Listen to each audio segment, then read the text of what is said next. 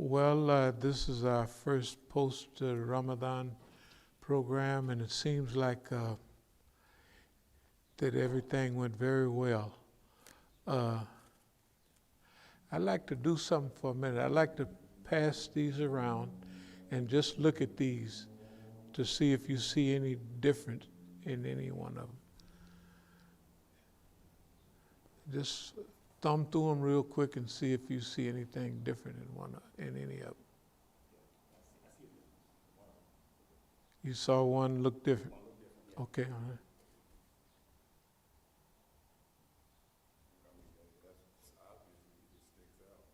Yeah.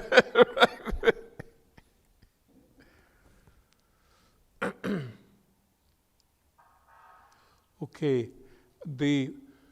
when we was having our Eid dinner, whatever you want to call it,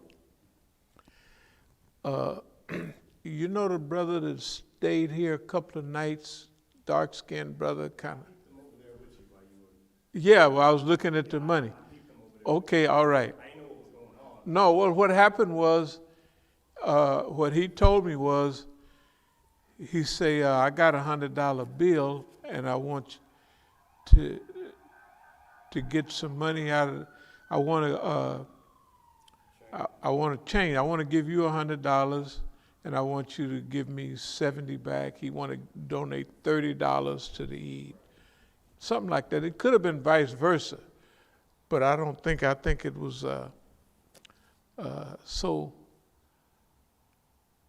I said, well, that's all right. Just hold. And he said, no, I really want to do it. So he kept coming up while I was serving food and wanting to.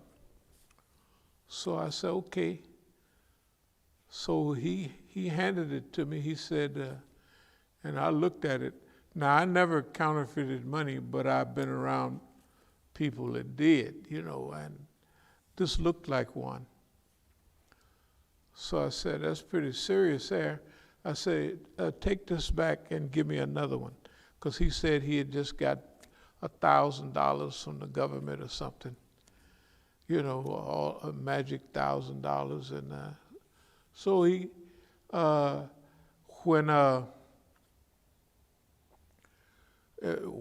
after he gave me this, and I looked at it, I said, no, man, take this back.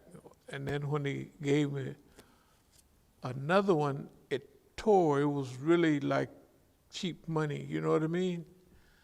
It just tore in half, just like that. So I already knew what it was, and I just wanted to do basically what I'm doing now. Just showing. Now, I'm not saying the brother stayed here I don't know how many nights, and if we were materialists, we would say he ate up $100 worth of food and slept up $500 worth of carpet space. That ain't the deal. But, okay, now if I went to change this, I could,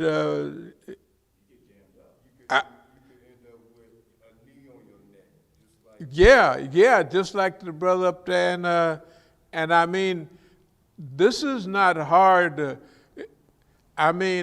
This stuff here, hell is green. And don't look at the back.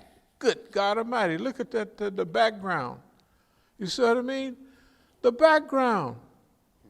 Right. Yeah. And see, the last counterfeit I saw a lot was 20s. And they looked like that.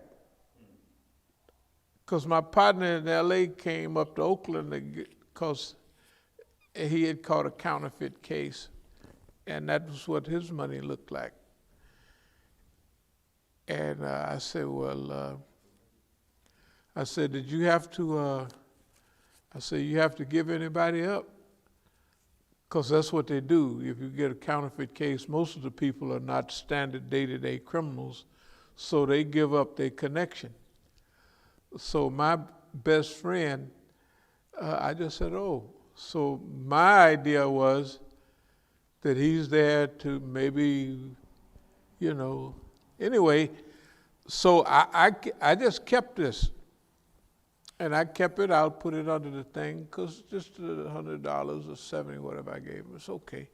But I just wanted to show you that treating people nice has nothing to do with how people are going to treat you. Right.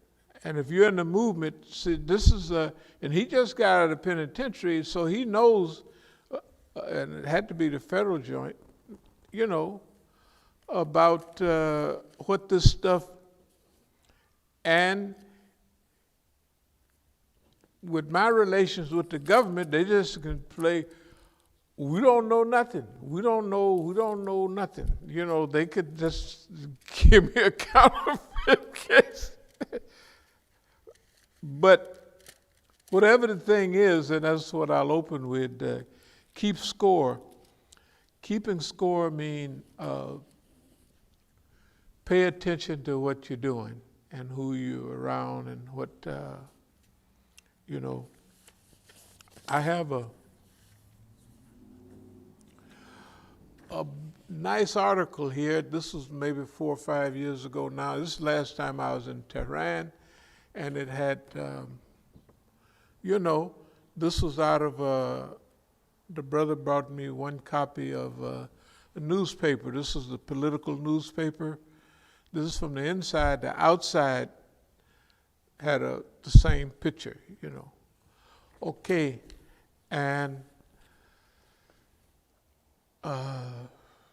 so I said, shoot, I do like I do all other papers. I go and get me a copy. Some copies, and I bring a lot of copies and just pass them out to people. Not showing off, but just, and this was in color and everything, and I couldn't find none of the others. That day or the next day, because, you know, like when you appear in the newspaper sometimes, you happen to go, huh, what? Let me go get a few, just for the heck of it. Okay. So, probably people might figure that I might come back with this Wilayat Faqih is a defense against global fitna. You know, that's what it is. That's what the article says in Farsi. This could have been, this was translated from I gave a talk at University of Tehran University, and that's the headquarters of, created by brothers that came from here. There's a department for French studies, probably Spanish studies, and definitely American studies. Like they have at some of the universities. You know, they have a department of Middle Eastern studies and what have you. Well, now they have a department of, that they have a crew that they're educating, that their people will be able to give programs, teach at universities, start Department of Strategic Studies, that type of thing, all over Iran. That's what they're doing. And one of the brothers that's from there is, you ever see Morandi on TV? Mohammed Morandi. Okay. I like him because he's on the money. Okay. But there's a conflict that's been going on subtly all along. The big shot that did the TV program on me, 12 segments, man, it's back in the 90s. It's back in about 92. And when he was over here, the brother that made the picture, the movie about Isa alayhi salam, Talibzade, Nader Talibzade. Nader Talibzade, without going through every stage of it, he's the most famous, well-known, and liked TV personality, talk show host. He have a big show over there. And because of the program he did with me is what made him number one. See, when he was over here with me, I took him up to Boston, and he interviewed Noam Chomsky and all that, and I took him all around the East Coast. We didn't get a chance to go west, but the brothers in the Daftar asked me, well, the embassy asked me, this is our brother,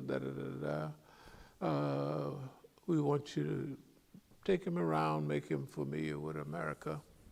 And so that's what his series was about. He'd been a war correspondent and everything. You know, the war was just over. So that's where he gained his experience. And I took him all over, and we went all around here, and we filmed. He had his camera, and he could keep it kind of, because we filmed a lot of the Negroes around here. And I say, if they see you, I say, 'cause see, you look white. And they're gonna mistake you for the police. If you're taking pictures, and me, they'll just string me up down somewhere, you know, or shoot me just 'cause, you know, you were a white man. And they're not gonna give you a chance. No, he's an Iranian doing a program on black people, and I'm helping him. You're not gonna have time. If the Negroes look, man, they're taking pictures of us. Either they're gonna break and run, or think you're the police, or do both. Either half of them break and run, and some of them come over and shoot you and take the camera. You don't know. So anyway, it worked out fine. For that program he did, he made a 12-hour program out of the videos that we had taken. And when I would go to Iran in those days, this in the 90s, people would stop me. Oh, Abdul Alim Musa, da da da da. When I went to Imam Reza's there, at not Qum, but the city up there where the 8th Imam is buried. Good God Almighty, got to get my city. Which one? Okay, it'll come back, you know, when you have a senior moment. Anyway, it's a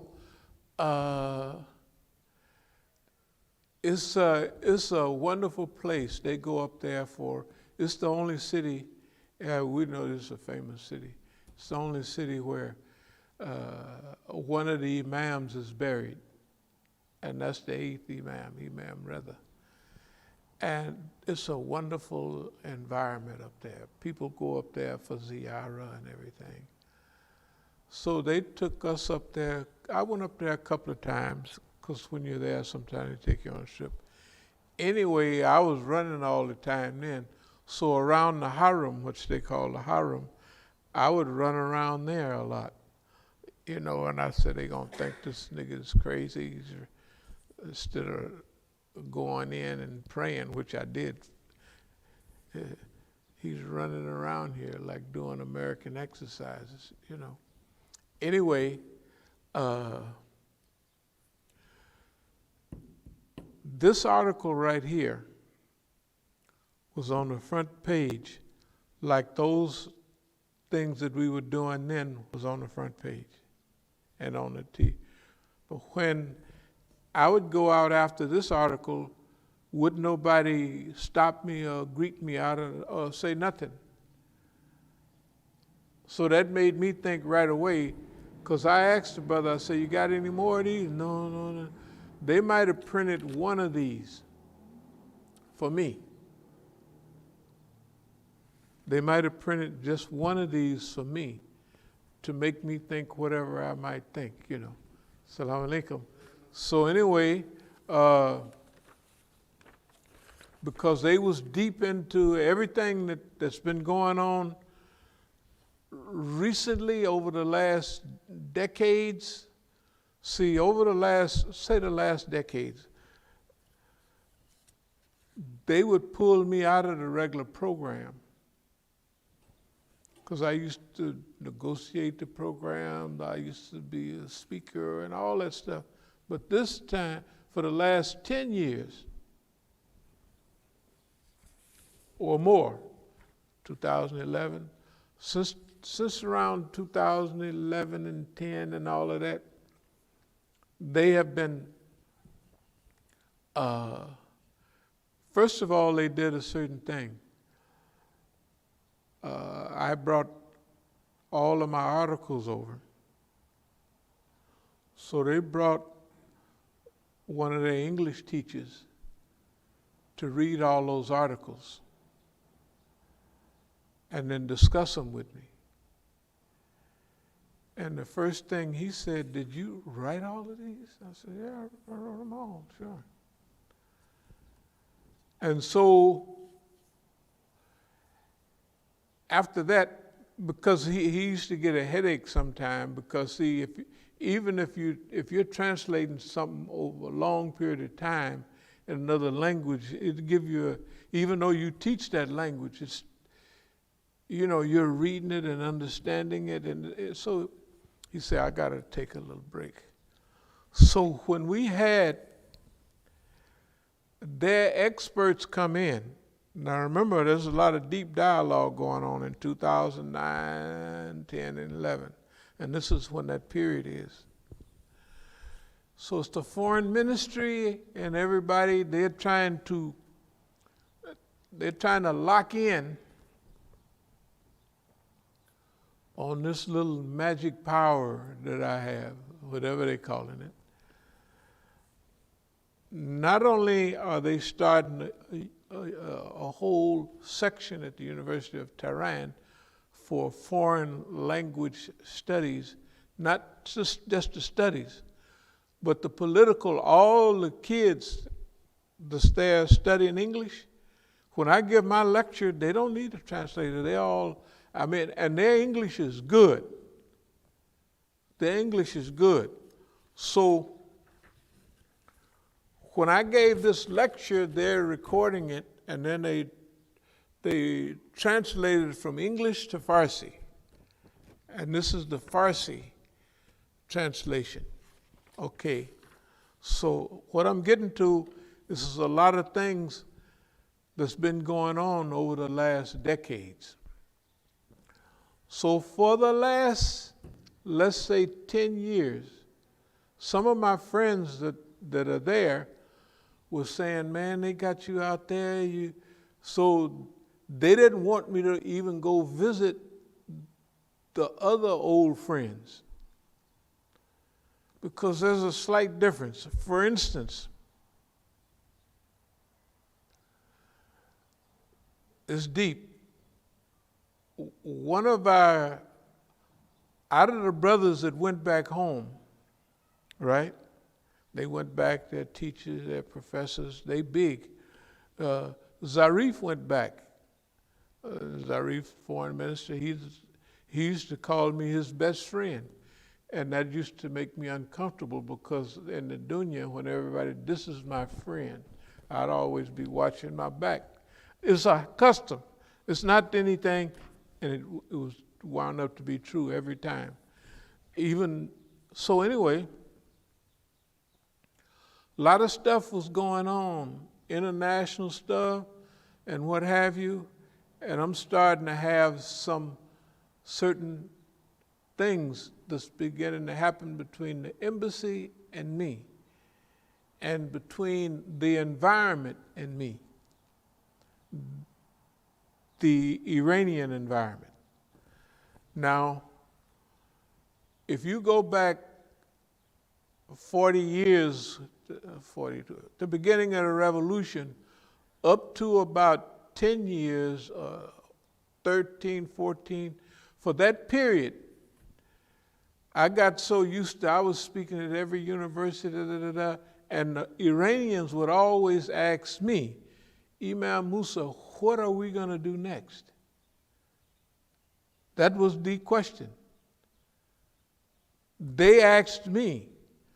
So what I was saying was so effective and on the point that I'm not even realizing until they start making those type of comments is how exact I am on them. Because when you like somebody, you start studying them.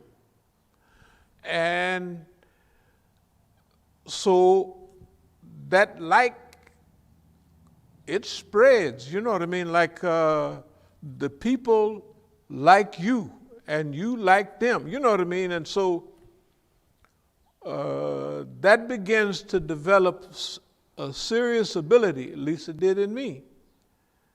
And it goes on up to today. That you're able to, first of all, we have American history. We have black history. We have all the things that we've been involved in all our lives over here. So that makes us experts on America and American history and American behavior. More than we know. We are technically experts on American history and American behavior. What they are bound to do. Remember we said about the JPOCA, they should sign it and then break it. You know what I mean? Just to have fun. Just to be, you know, just to be American, almost. That's what they, and what happened? We see what happened. We were 100% correct. On that, and just think about when we talk about Iran, on everything else. We're way up into, if it was a batting average, we'd be batting 995, not 340 or 320 or 300, which would be good, right?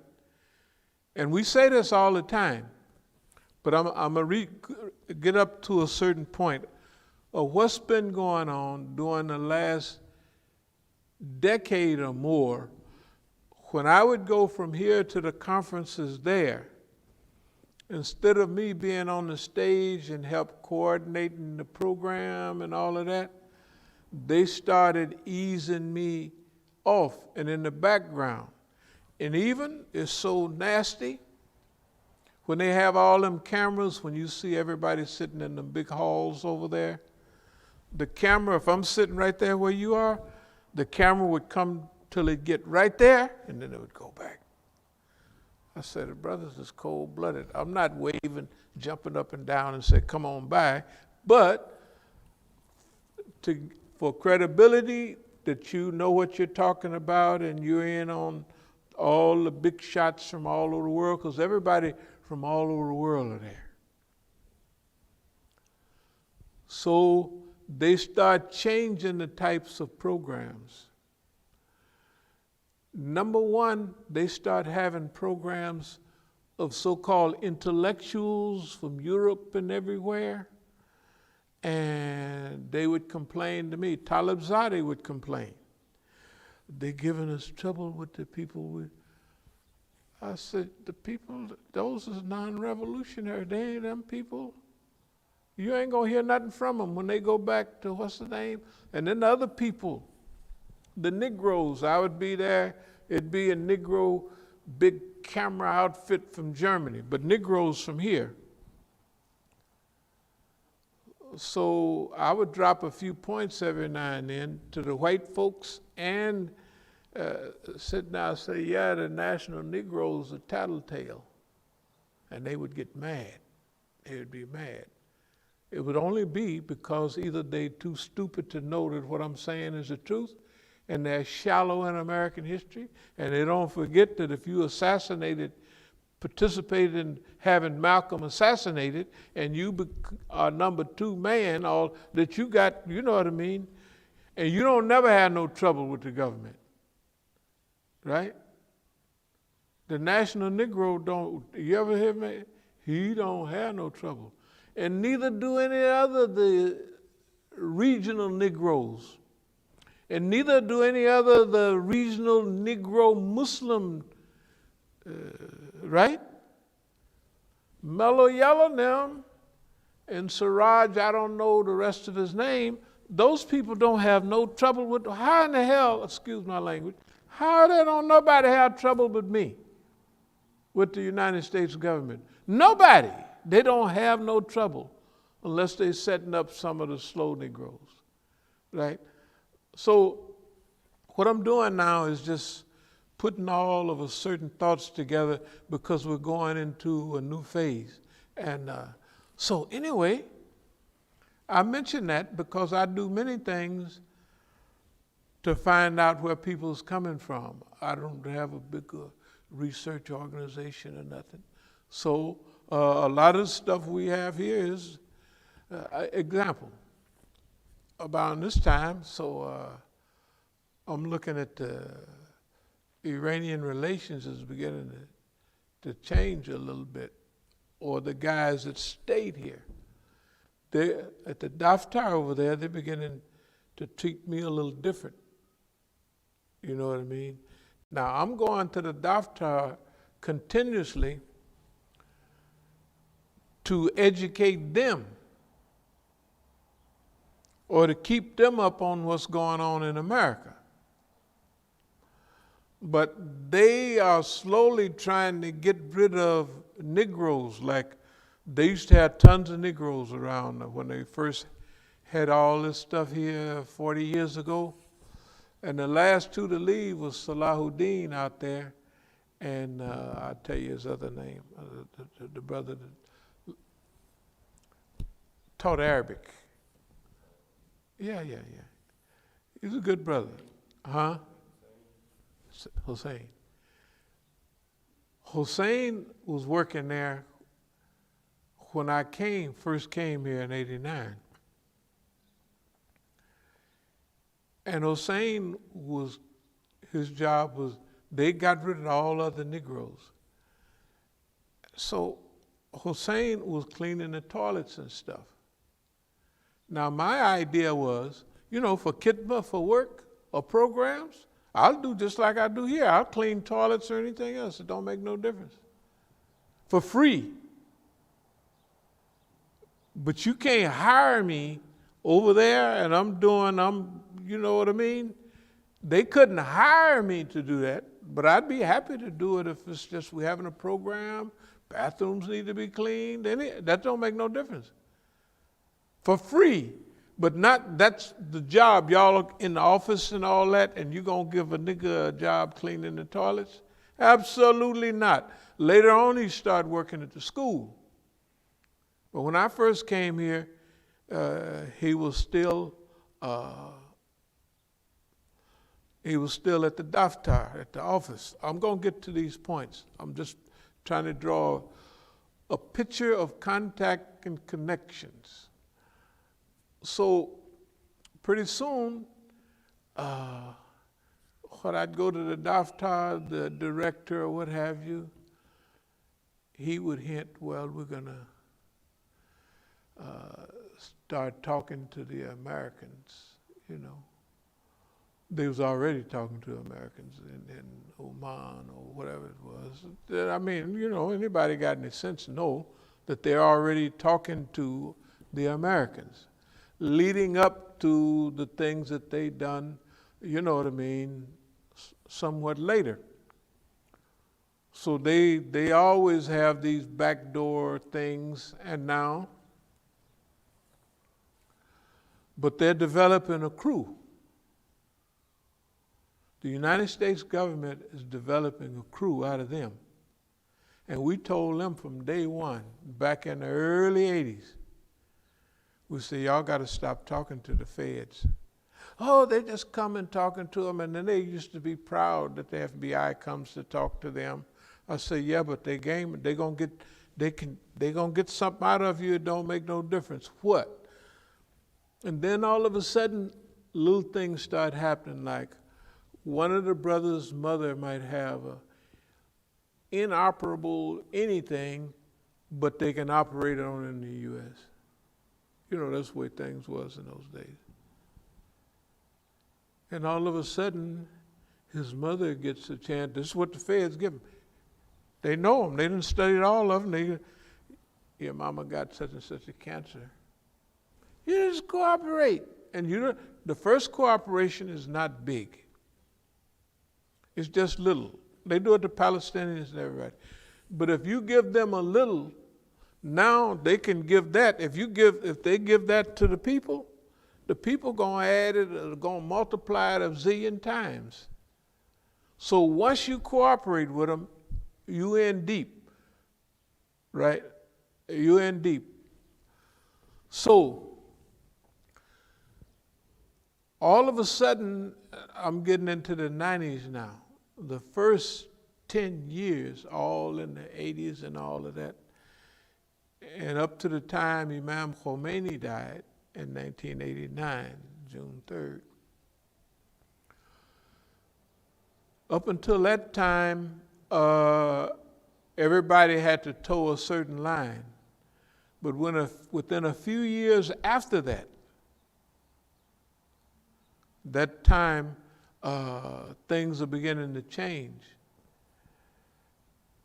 Not only inside of America, but the ones that have stayed, some of them have become American citizens. And I'm going to let you become an American citizen if you're Iranian, unless there's some type of agreement. You know, generally. That's where the differences in the people that they invited from here to there came in. Pretty soon, Marzia was sitting right here, good 10, 12 years ago. Well, what are you doing here? Well, first of all, she's doing an interview with me. But I'm developing a group of people to talk Negroes. Those are the people you see on Press TV now. Now, who did I know Marzia was? I knew Marzia. She took Shahada in our Masjid in Denver, Colorado in 1982. She became best friends of Javad Zarif and their wife did like this right now, then. Because he moved from San Francisco, where he was, university out there, to Denver. And he started going to school there, and he finished up his PhD in Denver. That's what Marzia was. Marzia took her Shahada in 1982 in our Masjid. And she acted like the police the day I saw her. The day I saw her. And when her husband died or got killed or run over by whatever happened to him, he died. And within a year or two, but she went on to Iran and got dug in deep. And to this day, there's a whole crew that don't trust her from her husband getting killed because her husband was lined up for certain things. And what they told me there, that he started smelling something, and when he started smelling something, they killed him. Or she killed him. I don't know. But he died. That's all I'm saying. He died. He sure did. You don't see me on Press TV anymore. And you don't get no analysis. I'm not bragging, but I'm telling you, have you found any analysis of anything going over there as accurate as what you get here? Consistently. It doesn't happen. It ain't nobody do that. They know they don't have nobody to do that. And part of their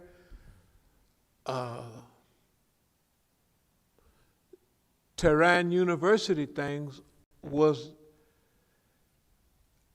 technically it was to do away with me, that they have a group. They got a good group there. They got a good group. They didn't study this. Of experts. And if you listen to Mirandi, which at the last two programs when he was there, he never talked to me. And I said, okay, I just pull back and see. You know. I learned just from listening to him, and maybe this has something to do with it, was that he's not a Ahmadinejad supporter. I was going to get to that. Who do you think might run for president again? You've been seeing that? Good God Almighty. I'm telling you. What happened is these different crews. I say Walayati Faqih. I'm for the Islamic Republic. Straight out, flat, no team. They are, and I told them you can't do that, they're for their team. Right? Okay. And I wasn't going to mention all of this until the other day. Okay, we've been talking about this stuff for so long that you have to keep it straight in your head. Okay, when I came back here, I was getting ready to go back to Oakland to finish all of this stuff that I was doing when I went out there. I went out there to do some, but my daughter wanted to go back up to college, and I went up to pick her up or something. Yeah, I went to pick her up in December, before the other December. Then on January 3rd, I was going to go back because I had a court date on January the 6th, 2020. And I was going to go back on the 3rd. But then I was going to go back on the 6th or the 5th or something like that. The brother got martyred. And then, remember what I said? Oh, this is what Najaf and Karbala, I was waiting on. Remember, I kept telling everybody, I'm waiting on something. Something is getting ready to happen. Everybody's going there, and the number is exploding. 20 million, 25, some said even 30 million, I don't know, whatever. So it's 25 million. If it's 3 million people go to Hajj, but 20 million people walking barefooted almost and doing everything. People lining the highways, giving food and comfort to the first time when Saddam Hussein was killed like he deserved to be, of course I would tell them let him live, but they wasn't into that.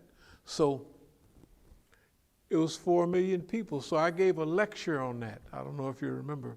I gave a lecture on that subject of why is 4 million people doing this. Now that sounded like a lot of people at that time, but later on it evolved to 20 million and 25, so, and 30 million. So if it's only 25 million, so if it's only 20 million, there's a lot of people on the move. So remember, I was saying that they got the Americans' number, right? And they don't know it. And they got something going on, and they waiting. They don't know that there's something to come that will explain why y'all doing all that. And when Soleimani was martyred, you got to think about what I said at that time. I said, that's it. That's why I'm still here, and I never went back to camp. I'm just going to get back in a couple of more weeks, inshallah. But I kept staying and building, and things are, fitting into place. And then think about our discussions. Zarif, who's the foreign minister, when they have a big talk in Syria, he don't go. They told him stay in Tehran with your white friends, with Medea Benjamin and all of them. And it wasn't just all of them, the Indo-Pakistanis, everybody. All of a sudden, I go to a program, I'm the main speaker, and there's Medea Benjamin, and she's on the thing with me. And I'm thinking, this little old white blankety-blank, not Zionist girl, is sitting on the thing with me, and I'm the expert here. And it's proved by the stuff she's talking. She just wrote a book on Saudi Arabia. And everybody is, she's the one that they want. She's the one That's when it's clear what the new policy is. Get rid of Musa, get rid of all the remnants of revolution, and let's bring in the white folks. You could tell about our friend that he was white folks friendly, right? And white folks was him friendly. We was making jokes that he might run for president of the United States or senator or somebody, right? Hey, man, it's so clear. This is the thing about keeping score. Expectations, looking ahead and assessing, and having long-range patience. Take your time. You have to be able to take your time. And that's where all this stuff come in. This assault was to make me run to whatever friends that I might have, right? Because they got everybody surrounded, and the niggas getting help from somewhere. That's the way they're looking at it. This nigga is getting big help. Now remember, Boss Man is watching all this, and he got it almost added up, but it's pieces he can't put together. Who's feeding him these things?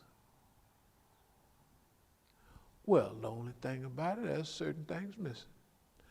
Number one, they don't know. Remember we talk about the old time Negro, and there's nobody in the FBI. Remember I used to talk about the old people, and my father was born in 1900, and that mentality of people had a certain thing. They had a way of getting along with Boss Man without getting killed, and making Boss Man feel good. My father was that generation. Muhammad Ali wasn't a hero. Jack Johnson was, because they was all alive. When Jack Johnson won a championship in 1910, they was all jumping up and down, right? Now, the FBI in the modern construction, they had stuff to take care of the 60s, but they had nothing to take care of that mentality in 1910, 1920s. They had nothing because the FBI didn't come out till later on. Plus, that thinking. Why are we here right now? Why nobody's dead and then the thing? Because by the time they figured out what was happening, it was too late. They had got whooped. We didn't whoop Boss Man around like he's a damn fool. Yes, we have, right here. And when I finish, you'll see it all the time. Because even when we tell him, he still don't understand, you know. Remember, we done told him, Boss Man, you wasn't up on that stuff then. The new FBI, the FBI since 1970 and 80 and 90, 2000. 2010, this is brand new. They never had, because they didn't have Negroes in the Bureau in the old days. And none of the white folks had the game on the old time Negro, right? Remember we talk about combining black militancy with that earlier period? Remember? We talk about it almost all the time with Islam, right? And we give proper credit that we have been able to reach where we are now because of those old things. And a few people that had real game recognized it. What did Dr. Kaleem Siddiqui think? Remember what Dr. Kaleem Siddiqui said? He said, Imam Musa, he said, we all aware of racism. We're in South Africa when this thing, right? I mean, it's apartheid. Or the whole group was from, and a few of us from outside had lived under racism. They called them wogs in England, and they, right, a few of the speakers. He says, we know about racism. He said something, but whatever it was clear that when this guy gave his talk on racism, this was a whole new deep thing. That's what he seemed to have said. That's what I remember. Now, I hadn't listened to this until later on when he said, and Imam Musa, he said, this guy is the essence of all this good. I said, Doc. Now, I had totally forgot about that stuff. But here's what I didn't forget. I didn't forget when we would, I treated Dr. Kaleem Siddiqui like who he was, the leader of the modern Islamic movement. But as a regular good brother, you know what I mean? So I'm studying him and all. I'm not only reading the books, but we have a different relationship than everybody, and I didn't realize it till, I tell you one time when Isa, the European brother from out in Virginia that was with Imam Jamil's community, we was at program in London, and it was one of them big programs, all over the world, people there. And Dr. Siddiqui was telling me, just like at this program, we're counting on you, we got a lot to, because everybody played a part in the lectures. And my part is to unify this whole thing and make sense of it. Because everybody else was mostly intellectuals and and plus they didn't do any movement stuff. They talked movement stuff, but they didn't do any. Like the street prayer player talked movement, but he never did no movement. Why they had the whole IEC, had all them people, had everything, and he was praying in the street. Who would pray in the street when you can't build a community in the street, right? He kept them from praying. They just started praying at the IEC maybe 10 years ago. Before that, all of those 35 years, they never had they prayed out in the street. And none of the brothers liked it. And they was always telling me, why did you talk to him about the Iranians? I said, you talk to him, I'm not going to. But anyway, so Dr. Kaleem Siddiqui, imagine, this is in 96. Do you imagine when I went back in 97? Everything has changed. They're taking me, I'm going all over South Africa, but I'm going to special places, way out in the woods. And the main places, the street prayer and all that crew is going to. After Dr. Siddiqui then said, this is our homeboy here. Why would 6 months later they send me to the woods and they got the people that ain't nobody even said nothing about going to the big cities and everything. I mean, I go to the big cities every now and then. You know what I mean? What I'm trying to say is, you could tell with Crescent, you could tell with, what's the name of the program, the TV, the black lady, we've been talking. All of those is linked together. It was 1983 that I read in Crescent an article that was written about what we was doing in Denver, and it was from her. She was linked up, all these people was linked up around Dr. Kaleem Siddiqui, including me, the head of Islamic movement. Remember all those great writings and all that? All right. So technically, he was our leader of that. That's why this creating a new global civilization of Islam. That's what it was about. We got to go all the way. That's what he was. He was a thinker.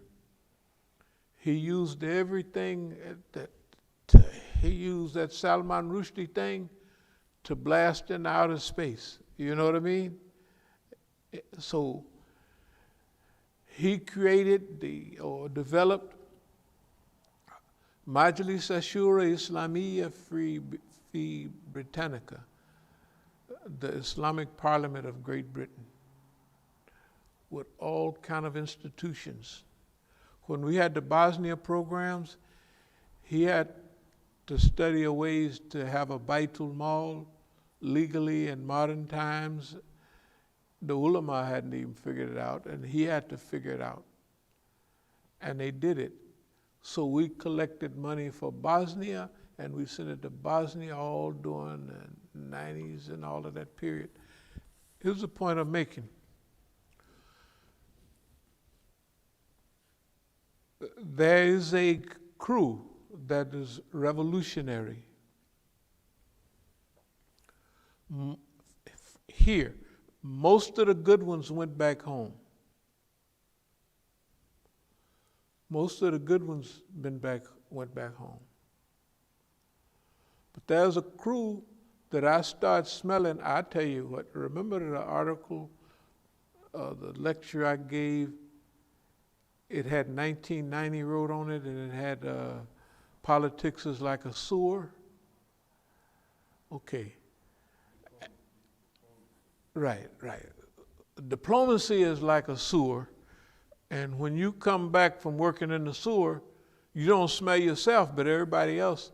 That was in 1990. That was less than a year after Imam Khomeini had died.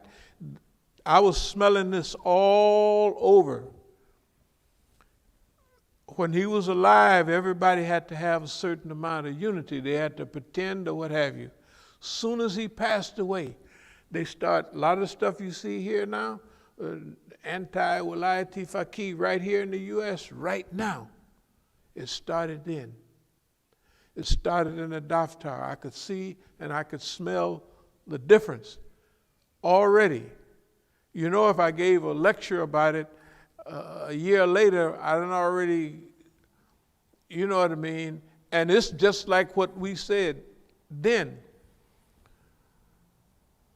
Dr. Karazi was up in New York. He was the head of the UN mission then. And I gave a talk up there in 1990, and I ain't been back since. Why? Because I was talking about one of the people that they loved. And I could tell they loved him. I was at the Daftar, and one of the guys I used to get stuff from, and what he was trying to say to me without, you're just a nigger, and you're talking about this great, you could imagine who I'm talking about. He died not long ago, well, a few years ago. And I picked his whole card in 1987. Y'all don't remember when they had them, when the Revolutionary Guards, Reagan sent 2 pistols and a cake as a peace offering to the people of Iran, probably Imam Khomeini. Y'all don't remember that part, right? Nobody remembers that part. Anyway. So Imam said they had 2 Colt 45s. Then the Secretary of State, I'll tell you his name if any of y'all can think of the guy that was in at that time. If you mention his name. Who? Wasn't Baker, it had another name. Foreign Minister during Reagan administration in 87. Anyway, he just landed there in Tehran and wanted to talk to people. He brought those gifts with him. He wanted to talk. And I used to read Kehan International. You remember that? Kehan International. It was a newspaper in English and Farsi. And the guy that I used to love, gave good khutbahs and everything, all of a sudden he was running around in a defensive mode. I didn't do it, I didn't, I said, why would he say that? Okay, so he was already talking with them. Just like it was a crew already talking to Iranians way back when. Okay, and there's these different crews over there had developed. Now, if y'all remember when Khatami was the president, does anybody remember when Khatami, Dialogue of Civilizations? So I wrote him, when we went to see him, I wrote him a note saying, what kind of dialogue, we having questions, what kind of dialogue you gonna have with people that have 500 years of bad behavior? So the note, the brothers was talking to him and said, this is from Brother Abdul Alim, because when he gave the answer, I'm the only one that he mentioned by name. So Khatami was the president. But Khatami wanted to be a bootlicker, like, and the people around him wanted to be bootlickers too. I was at the IAC and he came over there once and gave a talk, and all the brothers that was with him walked right by me and they didn't even say nothing. Oh, Imam Musa, our dear brother. So I said, okay, no problem, Here's the thing.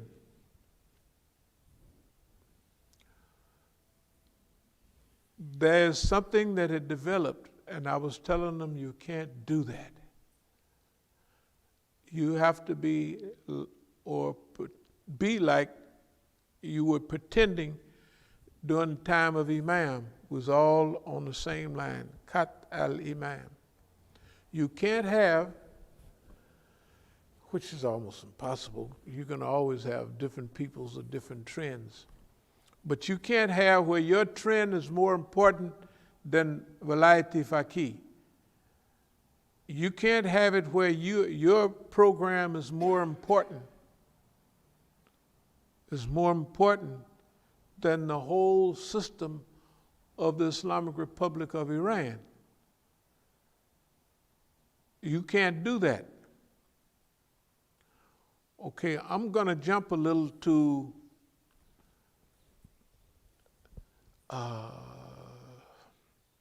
the crux of a lot of the matter. A lot of the matter is like this.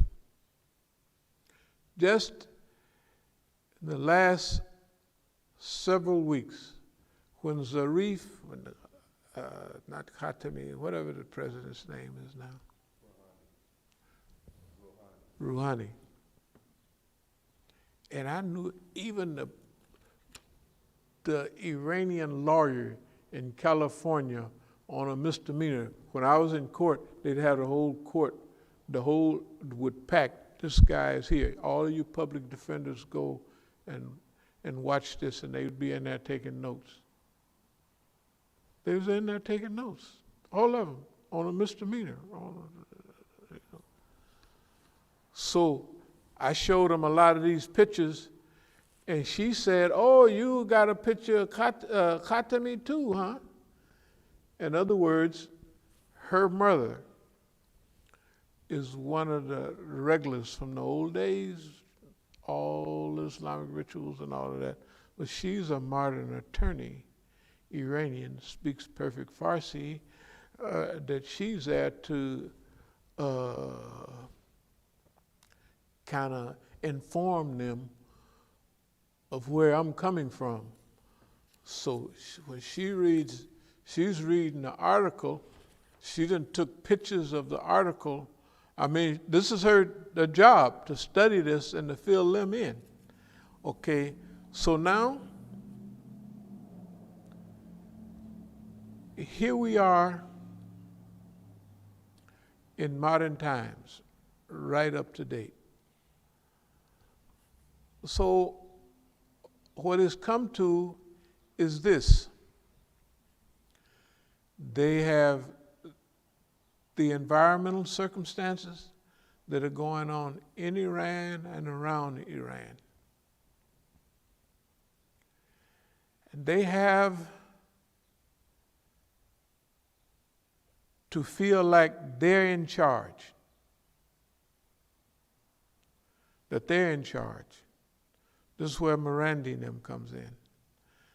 They have to have their expert, not me is the expert,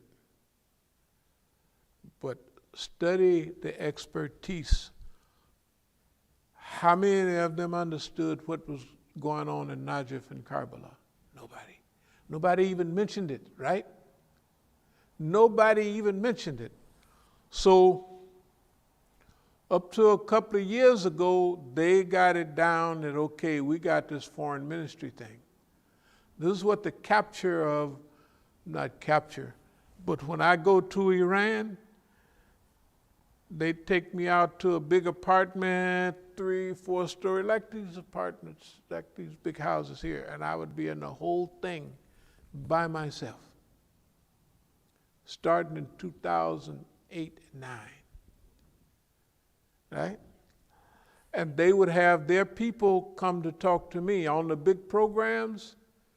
They would come and pick me up and take me to the program and take me from there so I wouldn't mix with the people too much. This started big time by 2011. Big time. The camera and the big programs, the big new halls they have for it, it would come around. If I'm sitting right there, it'd come around right there, stop, go back. And when one of the big sheikhs from Lebanon was his father was a good friend of mine, Sheikh Saeed Shaban. He was the head of the Islamic city of Tripoli, Tarablus.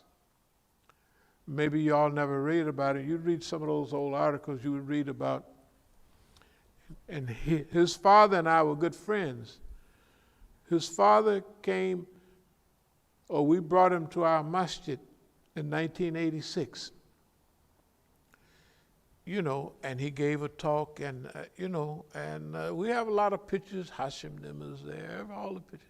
So anyway, I would see him in Iran sometime. We got to be, so evidently he talked a lot about me, and his son, who's a big sheikh now. You might have saw some of the pictures, the sheikhs from Lebanon, they have the red, white turban, and they go like this. I have some pictures. So whenever we'd have a big conference, when he would see me, Bilal, that's his son, that's the son's name. When he would see me, it would remind him of his father. And he would just shout out almost, Imam Musa, in a big crowded thing. Everybody's quiet watching the thing. And so everybody would look. Every time it would happen. That's the only time everybody was looking at me in the last 8 or 9 years.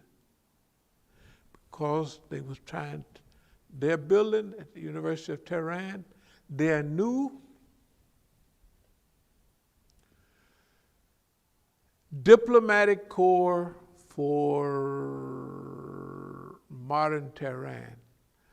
But the diplomatic corps is being instructed by Dr. Karazi, who used to be up there, Zarif them, all of that crew. While they was here, they had to put up with me because I'm, the main type of personality. And they didn't trust the other Negroes here. They just didn't trust them. They didn't trust them. I don't care what they said. They didn't trust them. Iranians run out to Gaithersburg, where the niggas was here from the southeast, hang around the Iranians, they run out there too.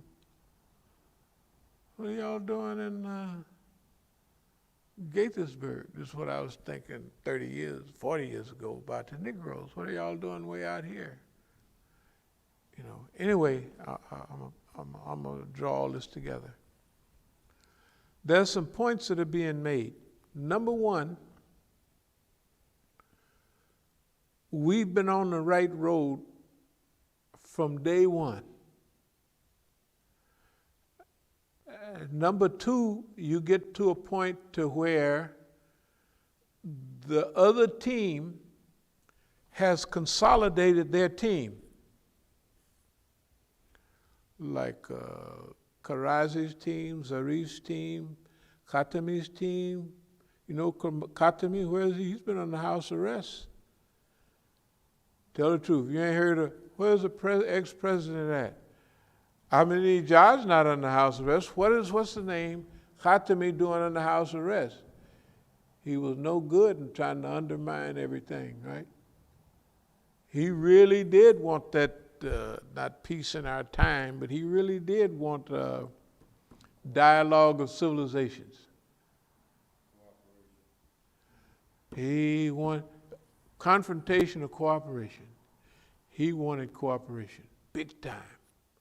What about the other guy, the Green movement over there? He wanted the same thing. All of them are the same crew. When Ayatollah Montezeri was brought down, it was supposed to follow Imam Khomeini. I don't know if you remember Ayatollah Montezeri. It's okay. So Ayatollah Montezeri, he was going to inherit the position of Imam Khomeini. Before Imam Khomeini died, he was brought down. All those handkerchief-head Iranians was on his team, and they had a crew. See, they had a crew then, and they got the crew now. They got their crew now. But now, what's happened to their crew?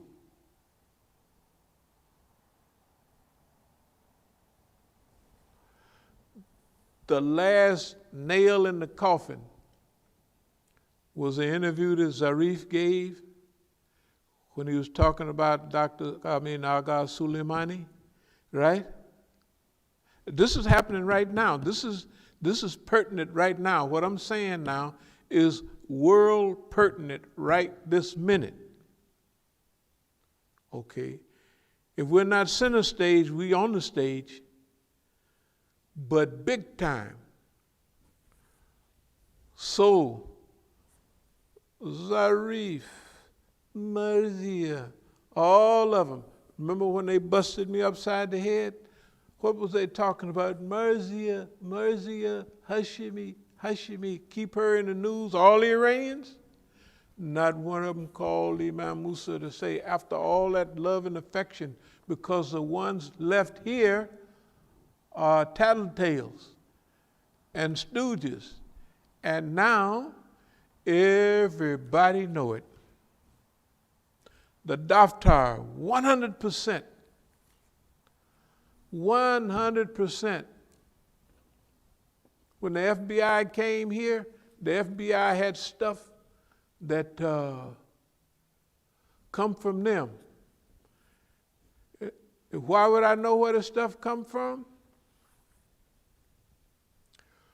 When I used to come back from Iran, they would ask me years ago, "You want to take a little something with you?" I said, take it. So the question would be, how much do you want to take?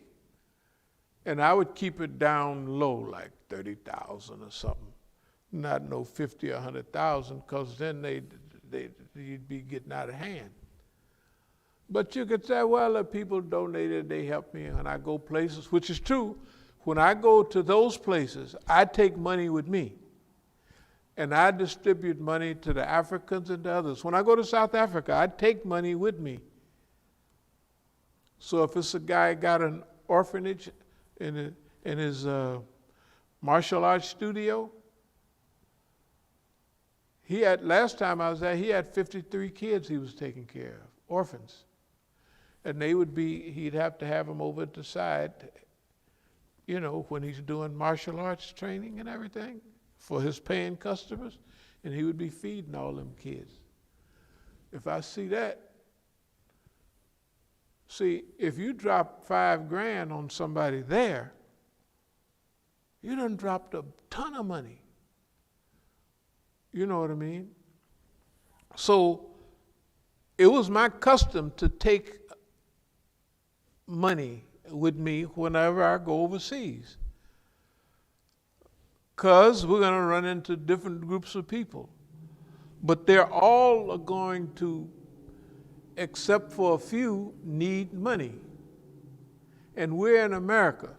So $1,000 here ain't going to do you no good. It ain't going to do you no good. Don't worry about it. 5 or 10,000 ain't going to help you much. It might help you keep you alive 3-4 days or a month. Finished, right? But over there, so I always took money with me. When I leave here, so the feds start, how much you got on you this time? I said, you're not supposed to check when you leave the country. You can check when you come in. Well, we still want to, I got 10,000. That's a Dallas, you know. So that's to give away, you know, to them. Because remember, all the people coming to the conference, it's going to be paid for a trip. And most of them are not going to be big fat cats. A few of them are imams of big mosque and all that, but a lot of them are going to be very, very needy. And they represent some people that if they get their hands on $5,000, boy, they're going to be cooking with grease or oil. Here's a point, or here's one point. So as time went by,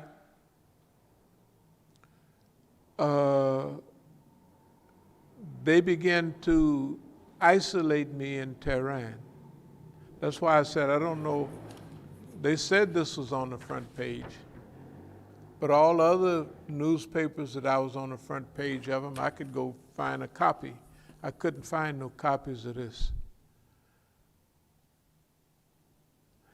If it was other copies, this is in the political newspaper.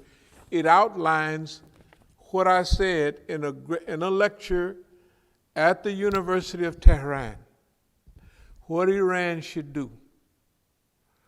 Now, first of all, you got to be saying something if anybody wants to put it on the front of their newspaper. But even if they want to trick you, right, they have to go through the process of translating, and maybe they did put it out.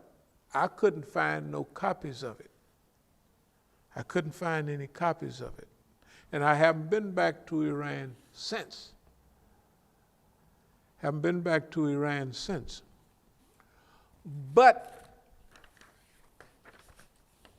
the analysis is even clearer than in those days. There's millions of people coming. It means something. When something happens, it means something. You know what I mean? We telling them this is what it meant. Okay. Zarif could have ran for president. A lot of people was talking about him running for president. He couldn't run because he did this interview. I don't know what made him give that interview and talk about the second most popular man in Iran. The people that organized his. Now, just remember, in Syria, they didn't even let him go to Syria. When they had the big conference there between when Soleimani was there and when they was hooking out all the fight stuff. Why? Because they didn't want him there. Because he's a sweetie pie. And what did they do? They say, your white folks is here. Remember? Medea Benjamin, and he was so mad, he said, I quit. And they said, oh, don't quit. Same thing we would say. You ain't never told us to tell no tattletale. You quit, you're fired. We said, hey, enjoy yourself. Enjoy yourself. Right? They just don't get up on nothing, that's all. Nothing that's important. I'm telling you. So what this boils down to is the center of gravity in the United States is right here. It's not in Ixna, or nobody else. And it never has been. It never has been. And I'm going to mention how I know what I'm talking about for sure. Of course, I've been knowing what I'm talking about. In 1989 and 1990, when I wrote that other article, I went to Iran and I spent 6 or 7, I spent a long time there. I spent a long time there because I had a lot of work to do, and I wasn't there to tell nobody what the work was. That was a good friend of mine, he was in New Orleans. And I knew he was straight out of all the guys because his relationship with Negroes. And I knew him personally. His name was Mahmoud Mugaddam. And I knew he was for real because the FBI grabbed him and he disappeared back in Iran. He had no trial, he didn't have no overstay, nothing. So I knew he was all right. So when I spent this time in Iran, at that time he was a colonel in the Revolutionary Guards. And technically he passed away many years ago because during the war he was at the war front and that poison gas, and I didn't know. He didn't tell me, well, I got wounded at poison gas. All I knew was the parade ground was up a couple of long flights of stairs outside, and he was walking up halfway, and he stayed down there for a while to get his breath. And but you know where you know, but it wasn't a big deal. So when I went there with him, that's when I dissected. Do y'all remember me telling you this part of the thing? That I outlined what I believe was going on in the United States, who was who and what was what. And I had I said, you could bring a few officials from, the security services. Did I ever mention that? That I had people talking from, I mentioned partially, but I didn't mention it fully, that the contact with Iranian security forces. Okay, so after that, no contact with nobody, no nothing like that. The brother passed away. When I realized that they was listening to everything that was said, and they put a team on the stuff we talk about, and now for a long time I could tell what I say here and what I see happens there is a definite response. And I could tell, remember I was saying, well, yeah, I bring a lot of money back sometime. Well, I would let somebody know when I got back. My wife and kids, the only ones would know. How much it was, yes, and I kept rubbing it in. Pretty soon the leader of the Daftar at that time said, don't tell nobody, especially your wife. So I already knew the hookup. Abdul Malik, Mr. Bahia, the tattletales here, one solid mass. Yeah, I just knew it, just like I know we're sitting here. Remember, when you don't have an intelligence service of your own, you have to develop it. And one thing they can't tell is that old-time Negro. They can't do it. Even if you tell them, like I just told them this, it don't make no difference. See, we can read where they are right this minute. We can read right where they are. But they can't read where we are. When did this start? Do y'all remember in 1986, notebook missing, 4 date books, accordion folder missing, big victory. Do y'all remember that when I showed y'all this? Big victory. This is when I started on this campaign in 1986. And my son's getting arrested. I told him, ain't nothing I can do for y'all. I said, look, they're using the same stuff on you guys, talking about my sons and their teenagers, that they use on the Soviet Union. And basically, I gave a lecture 8 or 9 years ago saying that the government saved their lives. Here's how. Both of my sons always tell me, Dad, I got a photo album of dead people. That mean all of their friends. Or like a young guy here, 50 years old or 45, would have a photo album of dead people, right? All his friends, remember, rest in peace everywhere. In D.C. It's the same in Oakland. So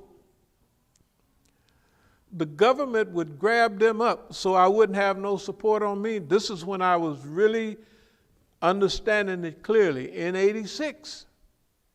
Now, so remember how far this goes back. Well, it was 35 years ago, I think. 86? Yeah, 35 years ago. Okay. We've been on this page since then. It's an evolved page, but we know what it was about. Accordion folder. They're stealing your notebooks. They're just taking them from you. So what I'm going to do with notebooks, I'm going to write in my doggone notebooks exactly what I want. To do what? Because they're going to, like the one in 2017, when I'm arrested. Remember when I went to California, I took 3 stacks of records. And whenever I would go running or go anywhere from the Masjid in Oakland, I would take that, I put them in a mail, the mail thing, put it in that, and I had my bag, and I would take the bag, and the police confiscated. When they arrested me, they kept my records, and they gave them to Mukhtar. Guaranteed hitting it out of the park. Here comes a ball. Why? Because they got everything I wrote down, and I've been writing everything for them. I got my notes. I keep these type of notes all the time. But I got notes for them and notes for me in there. They don't know which the damn notes is for me. And they watching. Remember I tell you, they watching. They sitting right there. They're not sitting there, but they're watching what I write. I can write something and get a response. I don't know how it come, but I figure if they responded, that they're reading the paper I'm writing right now. Because you got to think about it. What happened to all other Negroes? Did anybody else in history get this dug in, this important, this where they can analyze? Could Dr. Martin Luther King analyze this stuff like this? He couldn't do it. He couldn't do it. If he could, he would have knew when to rest and when to go forward. If you look at life right now, what do you think I'm doing? I'm resting, of course. Feet all up on the thing. And if we having Ramadan, I let them manage the Ramadan. I never went and got nothing. I'd go to the store and get a few things. But they made sure. Why? Because they wanted to keep me here. during this time. They wanted to keep me here where I don't go nowhere, because if I don't go anywhere, they don't have to use all the people to follow me and pay attention and to surround, and you know what I mean? Because see, they got it bad. I'm not going nowhere without no shadow. I already know that. I've been knowing it. I done proved it to myself 1,000 times. And all this stuff couldn't happen, and all this other stuff in the papers and everything could not happen unless it's a reason, right? And they wouldn't be doing that unless there's something very important going on. And that's why we say always keep score. Now I'll get to the lecture that I was going to talk about. I just want to say those things. Okay.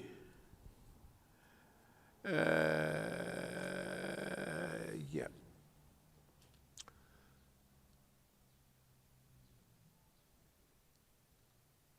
New social contract. That's about the world we live in. You remember what's this guy's name? Wrote about the social contract, you know, and what have you. Not Thomas Paine. One of them Peckerwoods, long time ago. Thomas Paine. That wasn't social contract. It was a social contract in that. I'll think of the guy's name. Okay. Masjid movement government.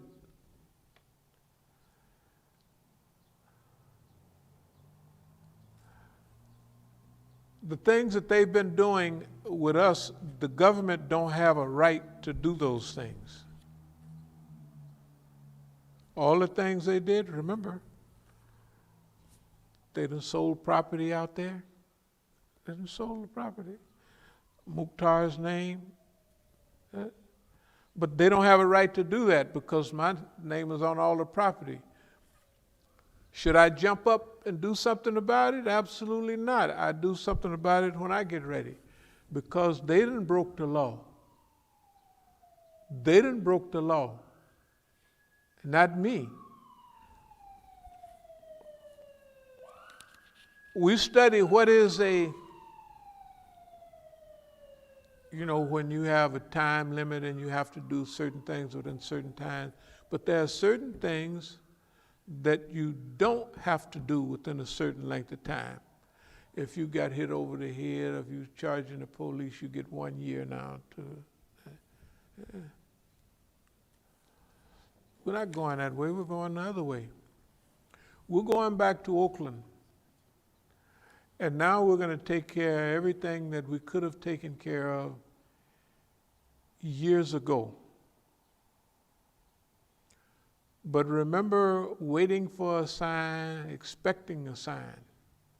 Sometimes, when you keep score, who's who is what's what,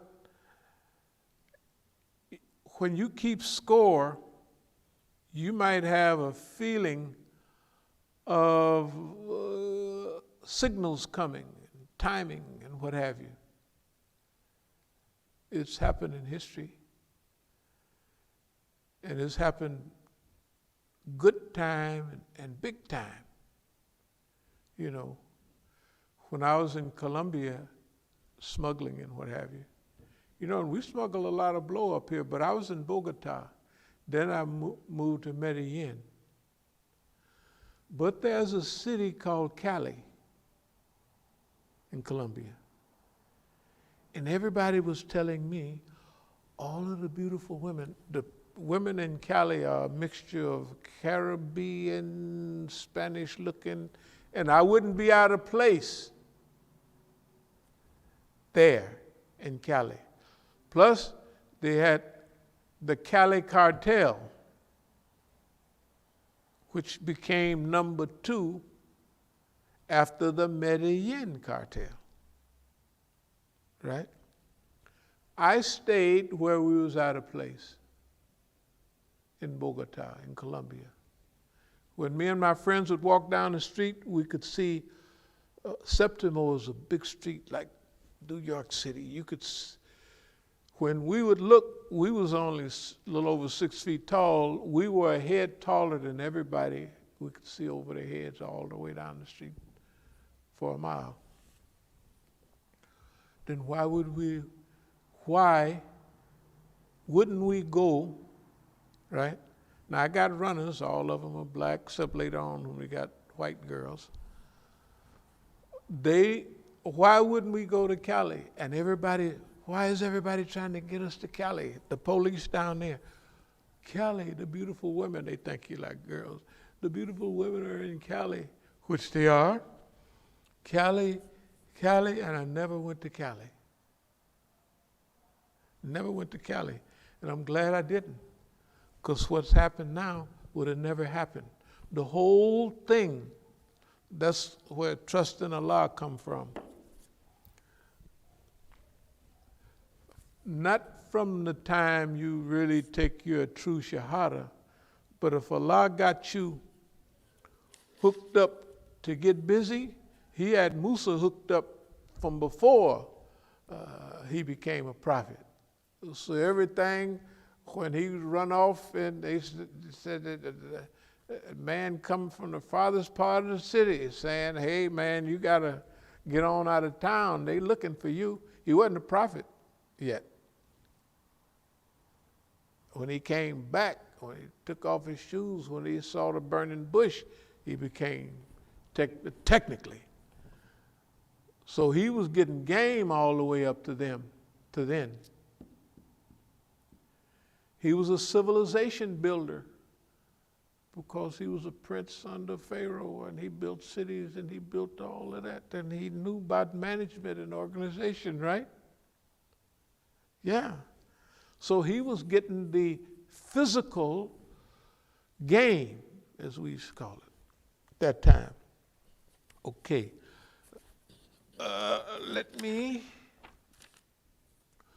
I just talked about 1989 and 1990.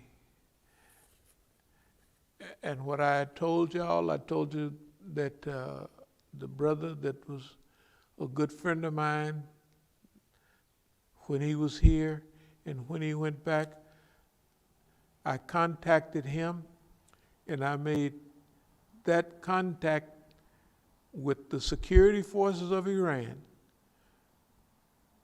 to tell them and lay out what I thought about the United States, and laid it out. I never talked to him since. But they're acting off of that. They're acting off, you can see it, they're acting off of that. Just like the other team, the bootlickers, are acting off of, right? We got to cut the nigga off from the other brothers, the old timers that came back and that they like him still, and they've been in and around government, and we got to keep them away from them. I had people would call me and say, I'm coming out there, where are you at? And pick you up, and da-da-da-da-da. You don't have to they can't do that. That's what they're saying in Iran.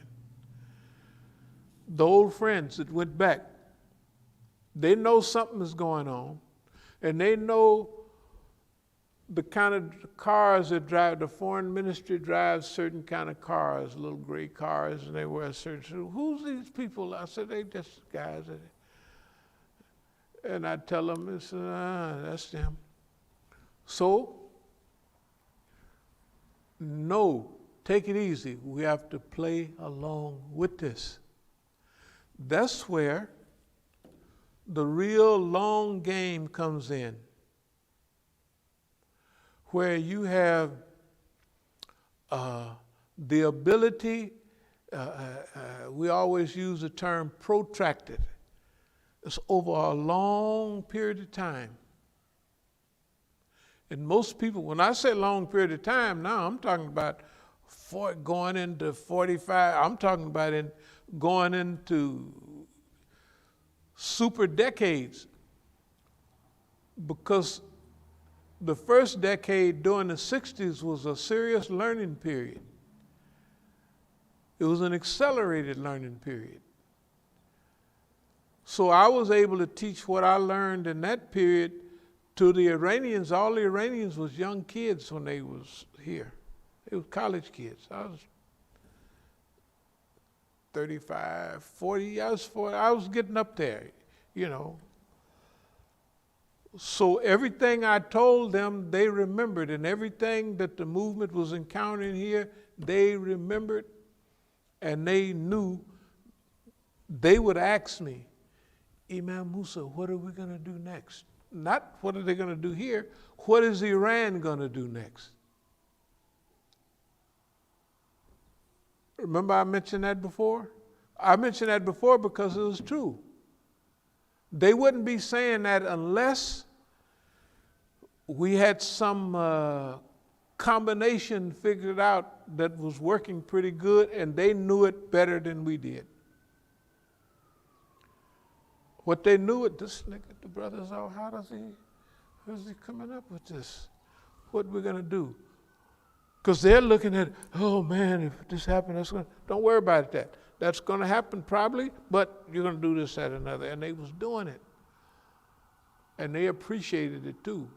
Because remember, when you're young kids and you're over in a foreign country and everybody in that country hates you, and you got one friend that can tell you where everything is, and when they have them big conferences, everybody in the conference hear it and they go back and hey.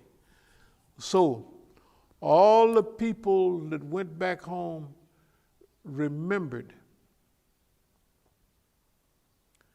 And some of them are big shots now. Some of them are real big shots. And how is it that a president of a country, right, will send you an email, whatever it is, that stuff, if you done got assaulted and the president of the most hated country in the world send you something, I hope you get better, or whatever it was said, I didn't even know. But anyway, the U.S. can't even take care of their own citizens. How can they talk about coming 12,000, right? That type of thing. Okay. Now, let's get into trauma. What's the trauma? If you're a homeboy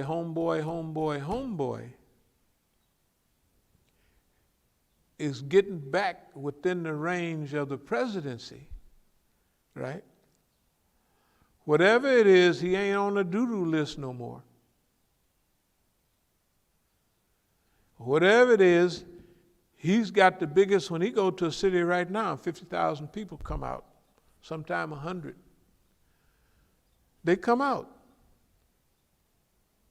You see him trying not to mention his name. He's the most popular guy in Iran.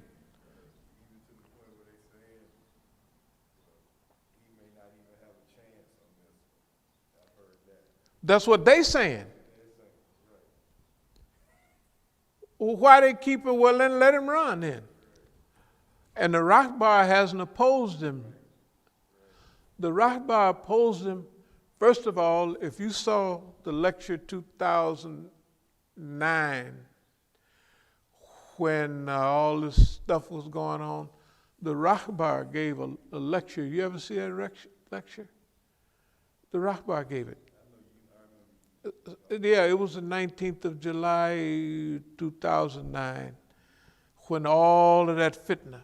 The news here was saying Iran is going to crumble, they're getting ready to break, and they wasn't even, the people came out, man. See, when you know the culture, you could tell how they was frantic, Mag, Bag, America. And when the Rahbar gave his talk, he talked for quite a while. He said, and I address you, Imam Mahdi, I only have myself and my broken body to offer.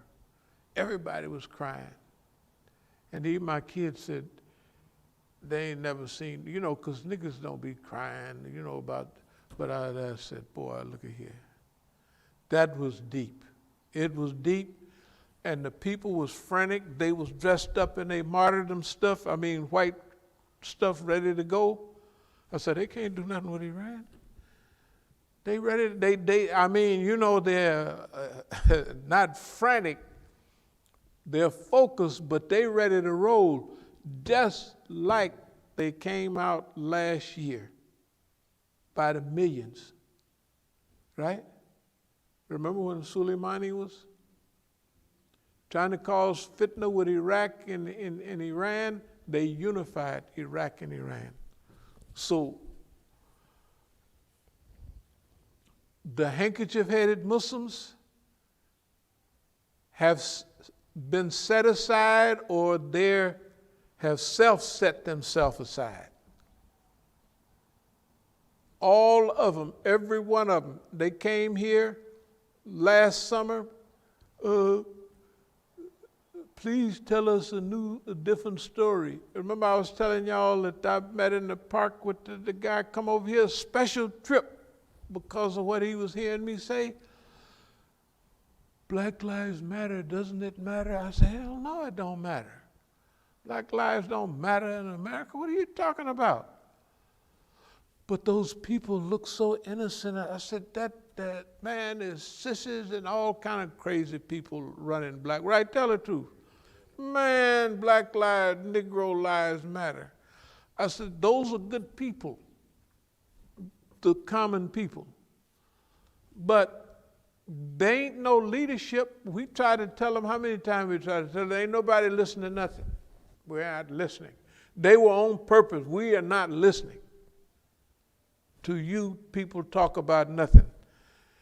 And why is you could hear the guy trying to get me to say something positive about it. There ain't nothing happening over there. It's all set up. And all of this, that, and other. And they sent one of my friends here. Personally, we sat in that park when you go right over there, Fort DuPont Park. He had his notebook out and he would, what about this, what about that?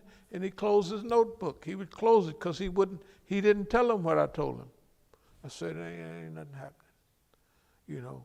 And then you got to think, just like in Oakland, when I was out there for the same park, they call it Bobby Hutton Park. We used to call it the Infirmary Park. Geronimo Pratt was killed and died in Africa years ago. And they had a memorial for him at that park. And I just happened to zip by there. And so the guy that's been doing different stuff out there, he said, hey, why don't you go on and give a little talk, because everybody's coming up on stage. And so you got to realize how people are looking at it. It was a beautiful lady, about 50 years old. She looked like she was half Native American. She'd married a big-time Negro over at one of the big Ooga Booga Negroes, you know, all that black stuff that make black people fly backwards. Not Dr. Ben, but almost like Dr. Ben for California. She was married to him. And she asked me, are you the one that they call Big Black? I said, they used to call me Big Hank. At the same time, undercover police walked up to me for about the, I don't know, umpteenth time. No, not at that, but at other things. And he wouldn't even be looking at me. He said, you know, we're all proud of you. This is the police.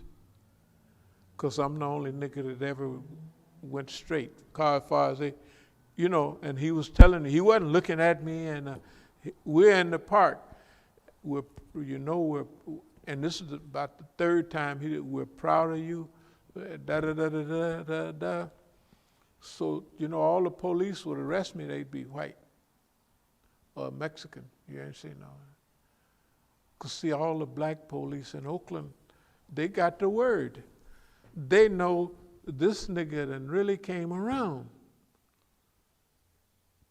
And if they join a department to help, like they're getting old now, to help black people not get killed and do this, that, and other, a little bit of that is still left, you know? So when they run across, and they got their record, and they've been on this for decades, many decades, longer than here. The point I'm making is that there's a whole crew and there's a whole team that understands where we're coming from and understand what we're trying to do. Boss man think it's a big paper network with the chief and undercover snoopy whoopy stuff. This man is stupid. The white man is stupid. He's stupid and he got some dumb Negroes with him. The reason I say they're dumb is because they done listened to this stuff and they done seen it and they done added it up and they still, I'm with the white man. That's okay. It ain't no big deal. But, hey man, no, I'm telling you, those things that we have talked about here are all in the works. Look at how history is doing. History eased Khatami out of the way. History have preserved Ahmadinejad, right? To the least, so he couldn't run the time before. The stuff he was doing had them burning up over there. Them Uncle Toms, he was really helping the poor. Zarif and them are not from the poor. Hell, they wouldn't be in school over here if they was from the poor, right? No poor people, no. All of those UN mumbo jumbos, a lot of the people, they had to go through serious stuff in their universities just to get over here. So if you say half of them remain revolutionary, half of them is middle of the road bootlickers, and they believe in the white man. You can tell who they are. They don't believe in themselves, and I don't care how good somebody is from their home. The white man's system is better. And they are classical idiots, and they can't see no wrong that this idiot is doing. Hey man, boss man is here, and boss man is permanent. That's what they think. Okay, I'm gonna speed up a little bit. When did we recognize them? The first lecture given on this subject was February 1990. Remember the one I talked about a sewer? The diplomacy is like a sewer. And when you work in the sewer and you go home, you can't smell yourself. You've been in the sewer, but everybody else can smell you. Dad, you must have gotten a lot of SHIT today because you could smell it. You can't smell it, right? But everybody else smell it. That's what I was talking about in 1990. That Imam has been dead for less than a year, and they got a shift going on. And we saw it then. What is longevity and patience? Is being able to hold on with watching all of this stuff decade after decade after decade. That's what longevity is. Why we ain't jump up and did nothing about this? Hell, because we wanted them to do it almost. Did anybody see the response I was saying? I was saying, great, we got something like that, right? Yeah. This is wonderful. And my son was looking at me. He said, Dad, we got to take you to the hospital. I said, the hospital? My head ain't hurting. I wasn't even going to go. Until I kind of looked at myself a little bit and looked at what they was looking at. See, they was looking at me, And they're saying, man, this guy is fired up and jumping up and down, and he think this is great. Maybe they done busted his head open and run him crazy or something. Well, okay, anyway, I'm going to speed up. I know you may not be able to follow all of this, but if you get the trend, that's the main thing. My method of keeping score.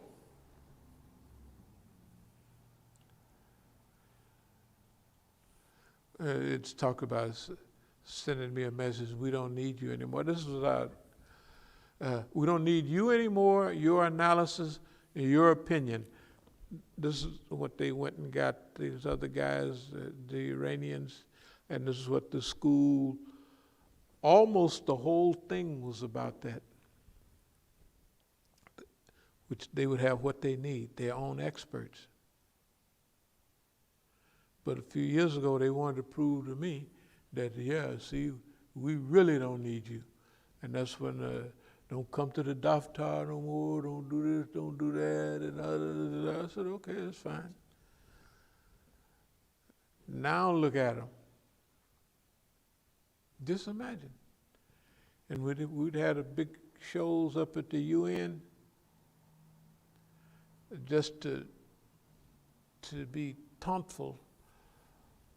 One of them, they had all these white folks and all these groups there, and they had the groups, some of them would be in Oakland, from some, and I know that they're hypocrites and leftists and everything. And they'd have the National Negro sitting up next to the president, the National Negro here, and then the second National Negro, the Sunni Negro from up in New York. He'd be sitting over there. And where would I be sitting? Way in the back, way in the back. Right? And then they would have the Negroes say things like, we got to go and talk to them about money. So they was telling, the National Negroes people which don't do no Islam. And when I'm in Iran the last 3 times, they're trying to convince me that they're all right. That's all right. I said, the National Negro ain't no good. He ain't never been he can't be any good. He would give a sign or a signal. The National Negro ain't no good. But they are trying to edge me away. They don't want to have nothing to do with me anymore. They think we got the Negroes, we got the phony people, Medea Benjamin them, we got all of them. So that didn't happen overnight. That happens over a period of time, and you could tell when they got their thing set. We're in pocket. And now, look where things are.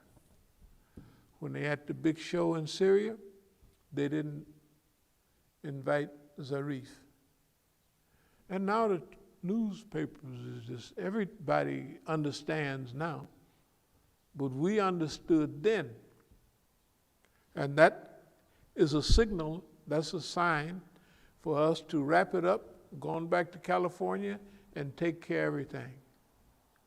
There. And everything will be taken care of. And it doesn't make a difference what happened.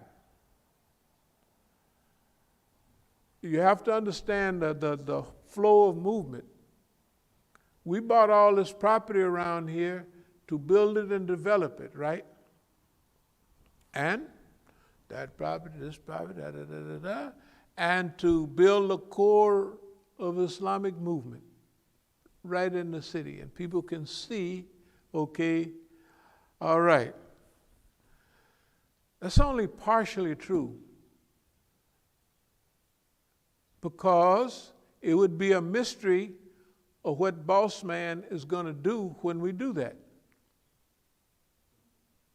And he's going to be cooperative as long as we're going the way he thinks we're going to go. So when we have Abdul Jalil living there, head of security, you ever see security that knows no security? Remember, he was supposed to be in charge of the physical fitness program, and the only thing that got bigger on him was his belly. And what's the name still comes here and eats food and everything that helped him slip out of the house next right there years ago with a U-Haul.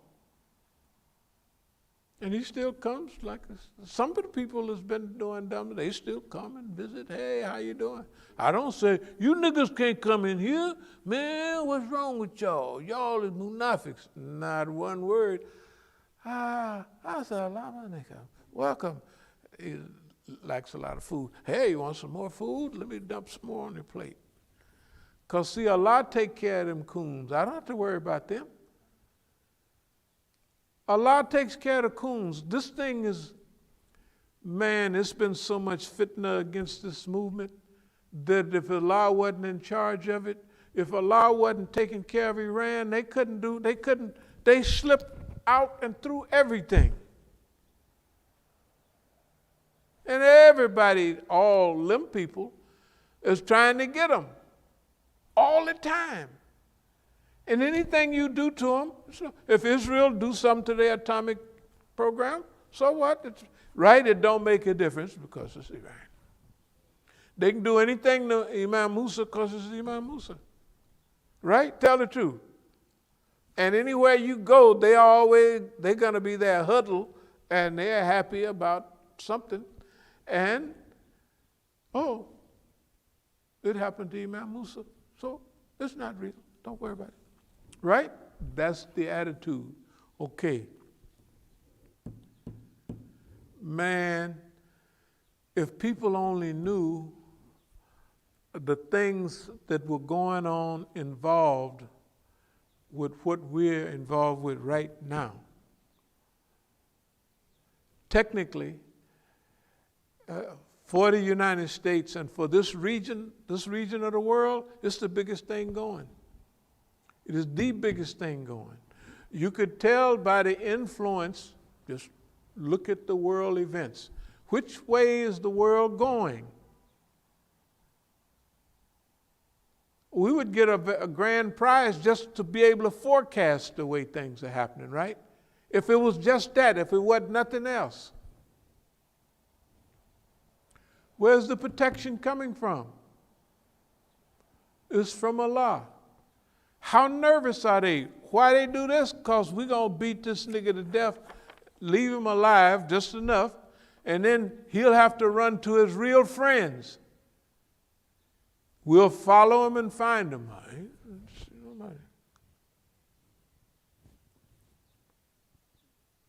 I could know that from 40 years ago.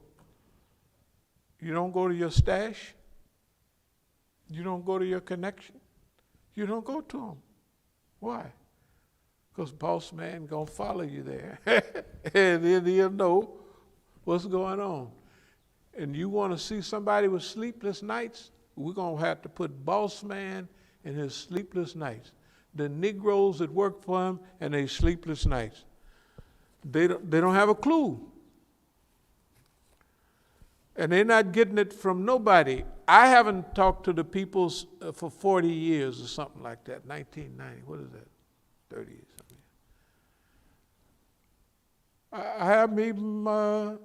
I gave them the spill after a few visits. The person that was a colonel in the Revolutionary Guards brought them to me from my request. They took all the notes, did all the listening, and the brother died, and I haven't seen or heard them people is probably colonels or generals in the super duper snooper service or something.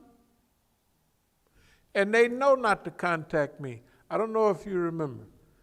In 1990s, I was reading a letter from Hezbollah over at on their street. And I said, I am telling these people, they're my friends. We're going to, and they're writing me a letter with damn Hezbollah, excuse the language, with Hezbollah sitting on. I said, no more of that. No more. No more. That was 30 years ago. Something close to that, 28, way back when, right? Don't do that anymore, because you guys are the good guys. And you wearing boss man and the Yahudi out. You wearing them out. And what about predictions? When they said in 97, was that 96? No, that was 2006 and 7. Yes, it was. When we made them series of tapes, what did they say? Lebanon is finished. Hezbollah is all good. It's finished. I said, shoot, that's good news. I call it Bashirum. Mubashir, bring good news, like Moses was a Mubashir. He brought good news. Bashirum. Bashirum means good news. We said the attack on Lebanon and the other areas there was good news, and it shocked them. Hezbollah was whipping the Jews the Zionists so bad, they got mystery. They wearing the ghost shirt or something. They can't, right? You know where Indians got the ghost dance, and you won't be seen by the enemy. That's what they were saying about Hezbollah. They shaking dust in the air. They can't see him. And they combine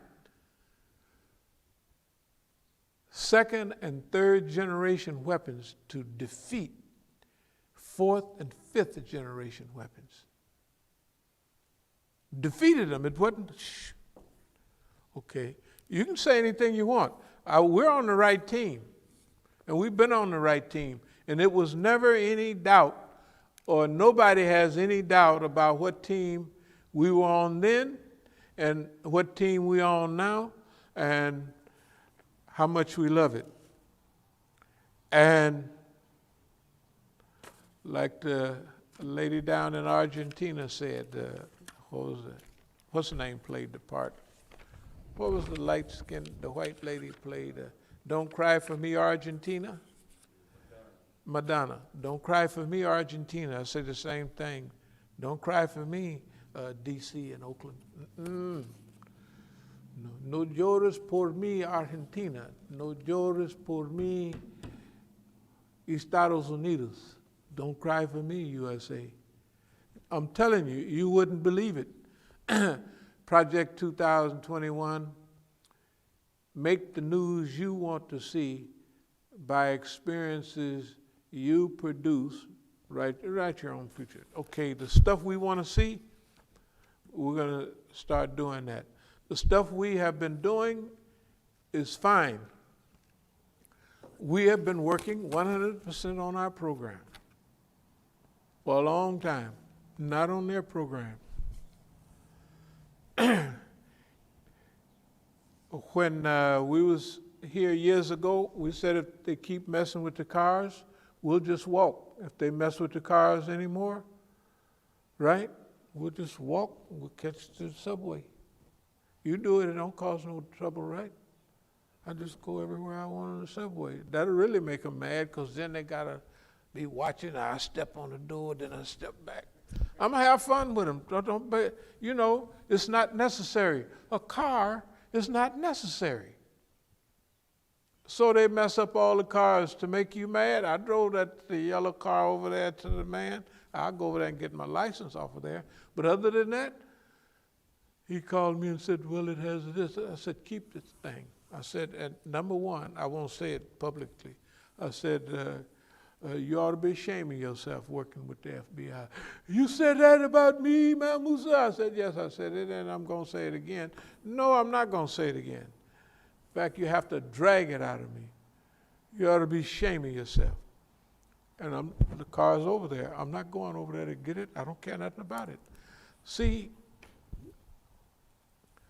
in Revolutionary War, they have base areas. Remember from the guidelines in revolutionary and counter-revolutionary warfare, you can lose 90% of your bases and 90% of your people and crank back up again, which all old-time revolutions like in China, they had to do that. We don't have to do that. Base areas is the type, what we choose is a base area. So the masjid, the property, only thing we're going to do with all of that stuff is big homeless things, and we're going to try to rent ex-military bases. That's all we're going to do with it anyway, with everything anyway. When we get our $150 million, they keep messing around, we might up it to $200 million. And they might say, well, niggas don't need that much money. We'll say, let me tell you a few things, and I'll show them a few more. It doesn't make, technically, it don't make a lot of difference. Here's why. We've never violated, in the last 50 years, any principle that we've adhered to, and before we didn't violate any principles of the dunya. You know, like telling on people, trying to save yourself and sending everybody else to prison. We never did that. No siree. That would be violating the principle of the game. So what if everybody else do it? That's them, right? Hey, no siree. Okay. This says here, excuse my language, your employer is a damn fool. In other words, anybody he's a damn fool. He won't listen to nothing. You can't help him. You can't buy him a ticket to salvation. You can't plead him there. You can't do nothing. You can say, boss man, the ocean is full of damn plastic, little bitty plastic, and the fish are eating it and they're starving to death. Right? And he know it. And they cut open fish, and there they are with a big chunk of plastic. From the little micro stuff. And he won't stop putting no plastic in the world. We just only reason they need some more plastic. Right? Right? He won't listen. And the air, the water, the earth, these people are so crooked and crazy. You know the Oglala Aquifer, that great aquifer in Dakota and all that fresh water, it just took 1 million years to get there. And if you leave it alone, it'll reproduce about 1/4 inch per year. They won't, they just keep pumping. Shoot, it's about 3 more gallons down there, right? This white man is beyond crazy. I mean, we got to help them because they're going to kill everybody else. They're not going to take themselves out alone. They're taking everybody. So in order to do the proper dawah, we got to rescue the world along with us. All in the name of Allah. And if we do it right, you got to remember, Allah will help you. See if your niyyah is right and all of that stuff. Hey, I don't know what's been going on with everybody else, but they've been having bad luck. We've been having good luck. We call getting hit in the head good luck and all that. Nobody else agree with us. They said, boy, that boy is crazy. But to do what we're doing sounds crazy.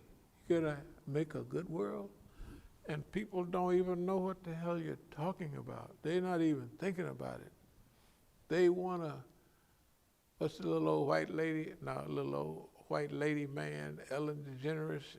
She's supposed to be mean instead of nice, to white folks. And they following that. That's what they, that's important. Right? That's really important. Hey, man. And the Negroes is lined up over at Howard. They lined up everywhere to get a job for the federal government. I said, boy, I tell you. You know what I mean? And they don't want to, you're colored, you're a Negro, you can't have any sense. You can't, it's impossible. Talking about racist, boy, the Negro is super. Let me see. Maybe one more thing. Cruise occurs the problem. You want to join the system that's causing the problem. That's the people, not y'all. The arena, the stage, the TV, diversions, modern world, fiddle while modern world burns. Remember Nero fiddled while Rome burned? Okay. I'll be finished wrapping up. Now, we always talked about discombobulation of the system. The system is dismembered, disabled, and discombobulated. It ain't doing nothing right. Nothing. It's trying to focus us. You guys be mad at the Chinese. They in Africa, they doing this. We send a message to the Chinamen, the same thing. Well, if the white man was 97% bad, you're about 50-50, so you ought to do right, or you're going to get your butt kicked in history. That's what we tell the Chinamans. Oh, and then you look at the Chinaman, the black woman holding the little Chinese baby lovingly like they used to do with white babies. Sometimes when you see stuff, it looks the same. Well, if they did it and they do the same thing as they did, then it must be the same. So if they want to get their butt kicked, right now they're on a roll. Whatever China do, it'll distract this boss man here. He gonna try to stay number one. Technically, it ain't possible. You know what I mean? He's broker than China, he's crazier than China, he's everything, right? And he just lying. And everybody knows it. And all the people he's hang with and everything he did, he just run out of Afghanistan after 20-something years. A 20-year war? Good God Almighty. Vietnam was only half that long. You see what I mean? The guy is crazy. And that's what the Quran says, like Reba. He'll be unran crazy by the touch of Reba. What's the system run on? Reba. Right? Okay, I'll speed up. Discombobulated. They say the Negro can't do nothing. What did we say? Muhammad Ali and Jack Johnson. That's the style we're going to use. That's the style we did use. And it's working. It has worked already. The reason I use Jack Johnson, he just whooped the white man. Oh, Mr. Jeff, I'm going to hit you in the tummy. Bam! Hit him in the tummy. And some people argue whether he was the best fighter in history. It's not important, but he was good. Boy, he was good, I'm telling you. In 1910, to be the champion, when the world was lily white, 1910. For him to come back in 1908 with a white woman on a boat from Australia, after whooping the white man down there, I said, boy, it's a good thing you wasn't no Muslim or something. Boy, you were the good God Almighty. But everything in its own time. They said he was actually supposed to have been on the Titanic. But they didn't let him on because he was black. You think he was sad about that? Heck no. And you ought to hear the Jubilee singers of those days. If you can ever get into the Jubilee, you know the Jubilee singers and choirs that sung on that period? Boy, when they sung about stuff like that, you could tell they was happy. Well, the white man went to the bottom. You know, I mean, it was glee in their voices. You know what I'm saying? Listen to some of that Jubilee stuff that they, hey, But on that, hey, look at here. Boy, Jack is still turning over in his grave there. Well, I'm in the grave, boy, but I got here way late. Shoot, it was 1946 before I got here, not 1912. And since that's the last part of the good life for me, I'm glad I got a couple of good years in before coming down here. You never tell no way is that, you know. It's just that he wasn't a believer or nothing. But, you know, I'm not going to say this that loud, but there's some hadith about Umar, there's some sayings that see Allah. No, I ain't going to say it because it'll be on there, and then the people will be trying to make me prove it, and I ain't going to prove nothing. Okay. Because I just collaborate what the Quran say, you'll be down there forever. But there are certain hints by rahmah and mercy of Allah that it could be for a long time till you get cured. Like one person used it as a hospital. You go to the hospital till you get cured. You go to the fire till you get all the stuff burnt out. Get your butt burnt up, boy, till it's all gone. Now, I'm not saying that. I'm saying some people said stuff like that. Okay, so it may not be Khalidina fiha, forever. I'm just saying I don't know anything about it. Okay, Mr. Jeff, that's what old Jack Johnson would be talking to Jack. And then Muhammad Ali, you know, when I first met Ali, you know, the pictures I showed y'all,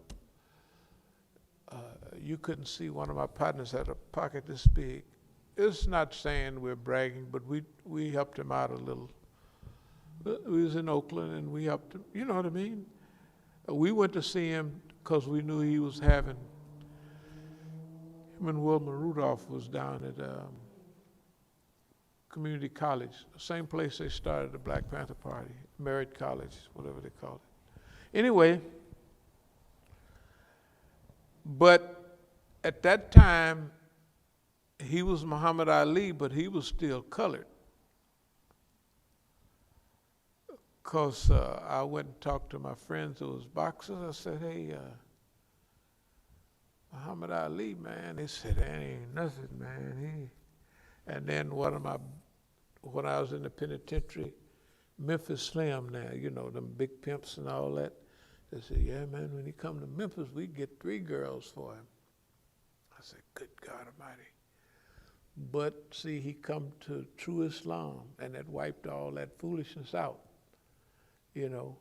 And it don't make no difference whether he could talk or whatever. When he started doing good, hey, man, good happened to him. But anyway, so our program starting decades ago was Jack Johnson style and Muhammad Ali.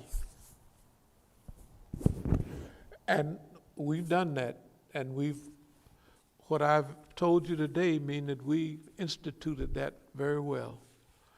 And we will institute a little bit more of it, but we're going into a new dispensation. Counted as every system in America has been used. Okay, they didn't use everything against us and everybody. Think of everybody. Here we are, just as happy as we can be. I mean, happy, they don't look happy. They just doing all the wrong they can and still praying and fasting, and they look miserable. We're not miserable because we're not doing that. So it's some type of blessing that's going along with this stuff. It looks horrible to everybody else, like the hadith on hellfire. They looked in the hellfire, and it looked so good. They said, boy, it looked like ain't nobody going to beat that. And they looked at paradise. They see what was surrounding paradise, right? They say, ain't nobody going there. Because this stuff that's happening with us, you turn the key in the car, it blow up or something dumb stuff. You got to have a certain type of character to appreciate that stuff. And when you do, Allah just help you appreciate it more. I'm going to miss some of the stuff like Abdul Malik and why I know that one discussion with Abdul Malik before I married Sister Bahia was, just trust me. I said, sure, I'll just trust you. You know. That's why I would tell Sister Bahia that, you know, I just came back from such and such with a stack of money. And then the Iranian, that she's supposed not to have anything to do with, would tell me, don't tell your wife about nothing you do in Iran. So I'm telling my wife, so she'll tell whoever she tells, and it'll get back to me. See, that's the colored style. I don't have to have no national information service. You just use your brain. It's simple. It's too many things. I remember one time we was talking about a car or something, you know, a nice car that just stopped. No, they took it to the towing thing, and it had the key. It didn't run real good. I said, anybody wanted could have it, you know. And everybody looked at the nationals, the head snitch. That's where it go. And nothing I can do about it. I didn't look at them. They did. Okay. Mukhtar, Khadijah, totally ineffective. We'll speed up. Defenseless against modern weapons. The modern weapon is faith. Okay. They're defenseless against the strategic tactics delivered in the style of the old-time Negroes. Everybody's defensive. They don't remember what they did. And there ain't nobody even alive now to remember. You know, my father was old. He was born in 1900. The stuff they did in those days, don't nobody remember. They don't remember how it went. You could do it to them and they won't know what you're doing. And nobody that I know of ever asked about that stuff that was my age, because it was all old-time coonery stuff. But when the game started jumping off, if them niggas could survive that stuff in them days, they had to have game. They had to have big game, that's what we call it, big game. So I found out about it and instituted it. And I could say this all day long and people still don't know what I'm doing. They're 2 or 3 generations away from that. And then the white folks didn't know then, because the white folks they was doing it to didn't know the old coons was doing it to them. They didn't know. They just didn't know. Yeah, hey, so that's why Boss Man, that's pitiful. Live in 1800s, early 2000s. So everything that Boss Man uses against us is of no avail to him. It don't work. It's all standard buffoonery. That's all.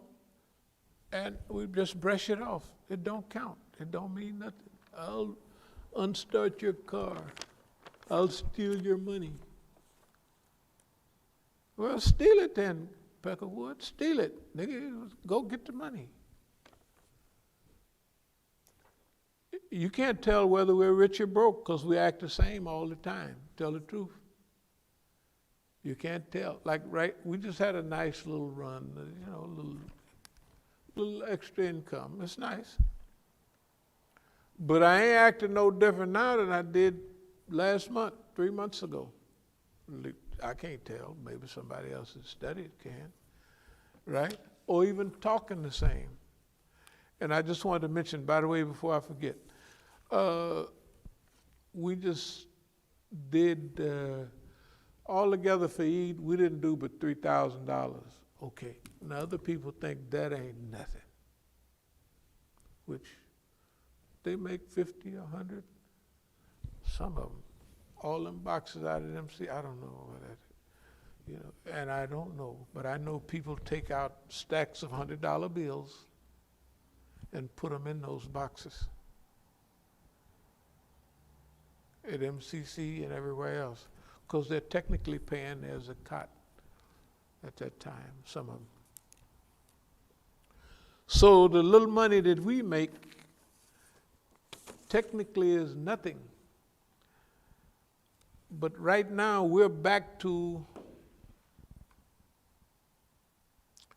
being very efficient with money because we have to. By the way, we'll fix the next door. All we got to do is get the heater running next door. Technically, we don't get the heater running until winter, but why put it off? Get the heater running, put a new carpet in there. We put a new carpet in there, and we'll be ready to roll. So we'll start on that very soon. Okay. In fact, we'll deal with the technical stuff we got to do when we have a program? Tuesday. Wilayati Faqih, front page, we're going to go past that.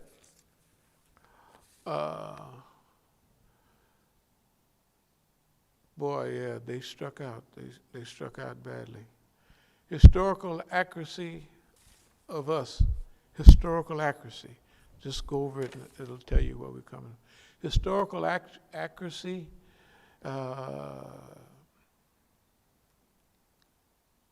is devastating to them. And foreign policy. Because they have to listen to us describe what we just did to them. And they don't even understand it.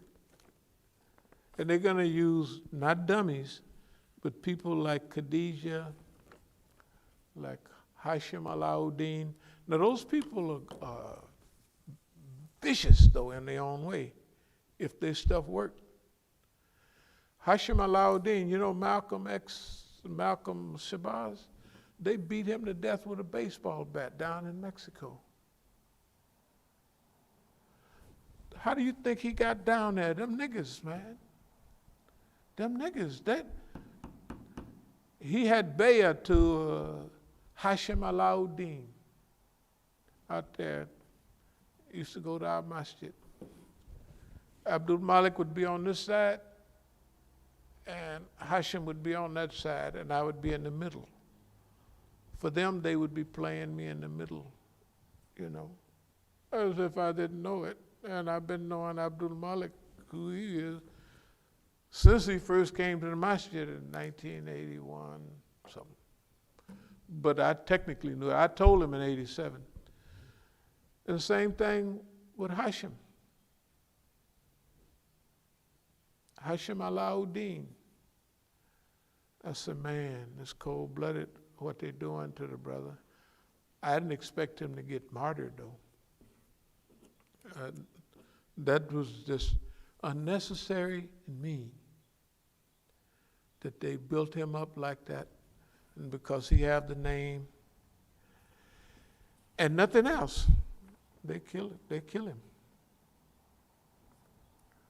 Okay. They've tried a lot of stuff with us, haven't been that successful. Abdul Malik used to refer to me as the Teflon Imam. I guess Reagan was the Teflon something of the president. Anyway, no, it ain't that. The simple thing is like, you remember a month and a half or two ago when brother was saying, oh, you don't have to, if that tree falls on it, Brother Daoud was telling me the law that if this tree in our yard, whoever yards it falls on, they have to, each one of them, take care of that.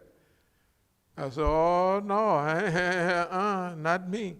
In other words, what I was saying was a moral thing. I don't care. This is our tree. If it fall on somebody else's, right? So I said, responsibility. You want to take charge of this? Now it's his charge. The Latino guy. You find somebody and I'll pay half of it. That's what I told him. Right out there. But other people would use, I said, I know what I said. I said, I ain't taking no chances. In other words, I'm not taking no chances with a spiritual future. I'm not going to do anything that I know is ethically wrong. Legally, I don't care what the law says. I'm not going to do it. That is the intermediary force for all of this stuff, whether it's property, bank accounts, reputation, physical assets, all for what end? Is to use for the cause of Allah. Okay, some move, I'm going to mention prearranged in detail. A lot of this is human engineered, and we prearranged it, but you got to remember, they don't think niggas got enough sense to prearrange nothing. They're finding out a pretty miserable, they finding out, they can't say they don't know because they got the whole record. And they haven't had one victory. And I don't know when. None. Especially not in war. They got run out of Afghanistan. They got run out of Iraq, and they killed people by the thousands. They got run out of Vietnam. Well, that was before our time. No, it was in our time. But anyway, what I'm trying to say is, we told the Iranians from day one, and they remember all of them lectures. They came to them just to get juiced up, just to feel better. Because when they'd hear one martyrdom after another, you could see them out there after the 7th of Tyr. That's when 72 people were martyred in Iran. And right after that, the president and the prime minister was martyred. When you went to a program, you could see them crying. They was young students. Their eyes was red from being up all night. That was in the early part of the rebellion. And it wasn't guaranteed to nobody. And I was telling them, you got this covered. You just keep right on rolling and it's going to be all right. And they remember that. Hey, man, they remember that. Some of them never forgot, and they're not forgetting.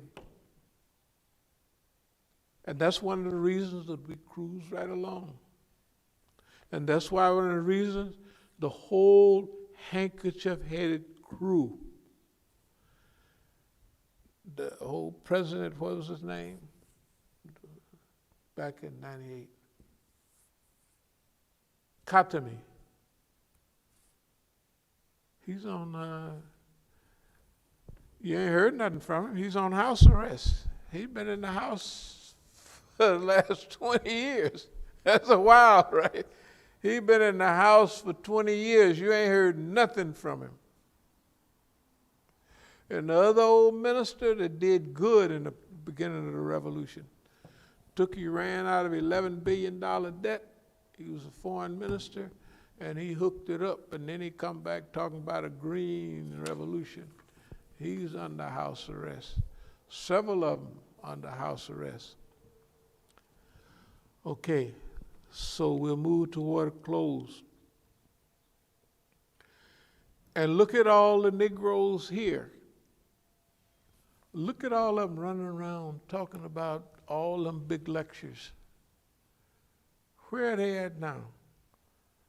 Some of them are being made fun of. And here he comes, the great Imam that can fly backwards. Imam so-and-so. Yay! And they just make fools out of them. They make fools out of them, big fools. Okay? So they don't talk to us. Well, we don't talk to them. Right? Who wants to be welcome on a sissy stage? They said, everybody on this stage is sissies, and you trying to be, I want to be up there. I don't want to be up there. Those are sissies. Everybody up there is a sissy. Why would I? Because everybody clapping and throwing flowers, you want to be up there with them because of that?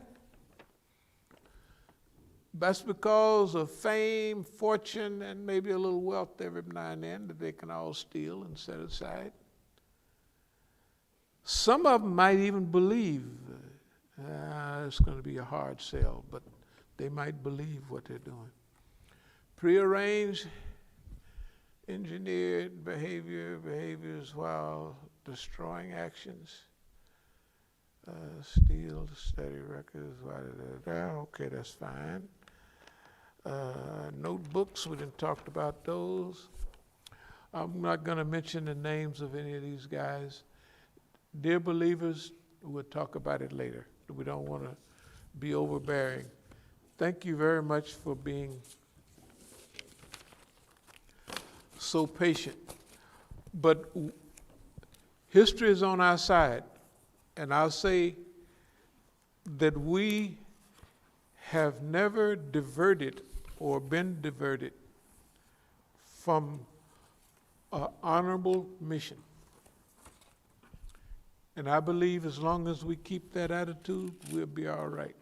Even if niggas come in and give you, where is that? It's a $100 bill. This is pitiful. Look at how it looks at the back. Good God Almighty. Hey, man, I mean, here's $100 bills. I mean, they just, that's why I said, let me see if I can see any. And that's a nice believer come in and give us that kind of money. It's okay. It's all right. It's all right. No. He said, I want to put some money, a $100 bill in the box, but I want you to give me change. So first, I said, okay, give it here. And then I gave him change. I said, man, take this thing back and give me another one. Then the other one he gave me was worse than that. I said, that's all right. I'll use this for what I'm using now. It's just a few dollars. This is worth tons. It's worth way more than $100 to use as an example. Everything that happened to us, we use it as an example. When I'm telling you this, that happens, that was an example. The people wasn't doing it to be an example. They was doing it to get you in hot water. Maybe the brother wanted me to go down and try to cash this at the bank, and they give me an account. I know one thing about the Secret Service. They own hot money faster than anything. Than bank robberies, murders. I had a couple of friends was cashing hot money. Shh, boy, the Secret Service is on that. Anyway, are there any questions or comments?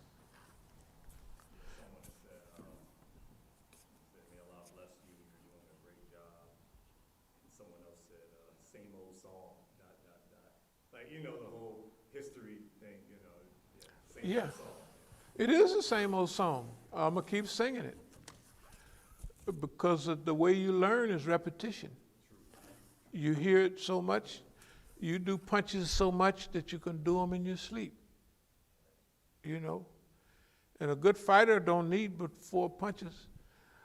A jab, hook, right hand, and uppercut. If he just sit there before the bag and just over and over again. In fact, I had Sife's son and my grandson. They was going to spin guard, and they was, at that time, good, clean-cut looking youngsters. I'd had them out there on the iron pile and on the heavy bag. I mean, I didn't do it good, but they youngsters, so they got them down pat. Whoop, whoop, whoop. Them niggas moved on them over there, and they just ran a set. Because, hey, man, I said, y'all got to be nice to them niggas. Because they drank wine, and they be using dope, and here y'all are clean cut, at least at that time. Anyway, so there's no more comments. That was it. Okay. Well, anyway, we thank everybody for, here's what we're going to do here and in California. We're going to continue to do what we believe Allah wants us to do. Also, we're going to start on our projects or homelessness and that type of thing, you know, and we'll leave the fanfare to everybody else. If they want fanfare, if they want fame and glory, they can have it, you know. But I do thank Allah for being here. Like King said, longevity has its place. We couldn't have picked up all this stuff without the time, you know what I mean, to acquire it, to repeat it over and over again, till you're sure that you're looking at certain things. So there are no more questions, no more comments. Thank you very much. Aqulu qawli hadha wa astaghfirullah li wa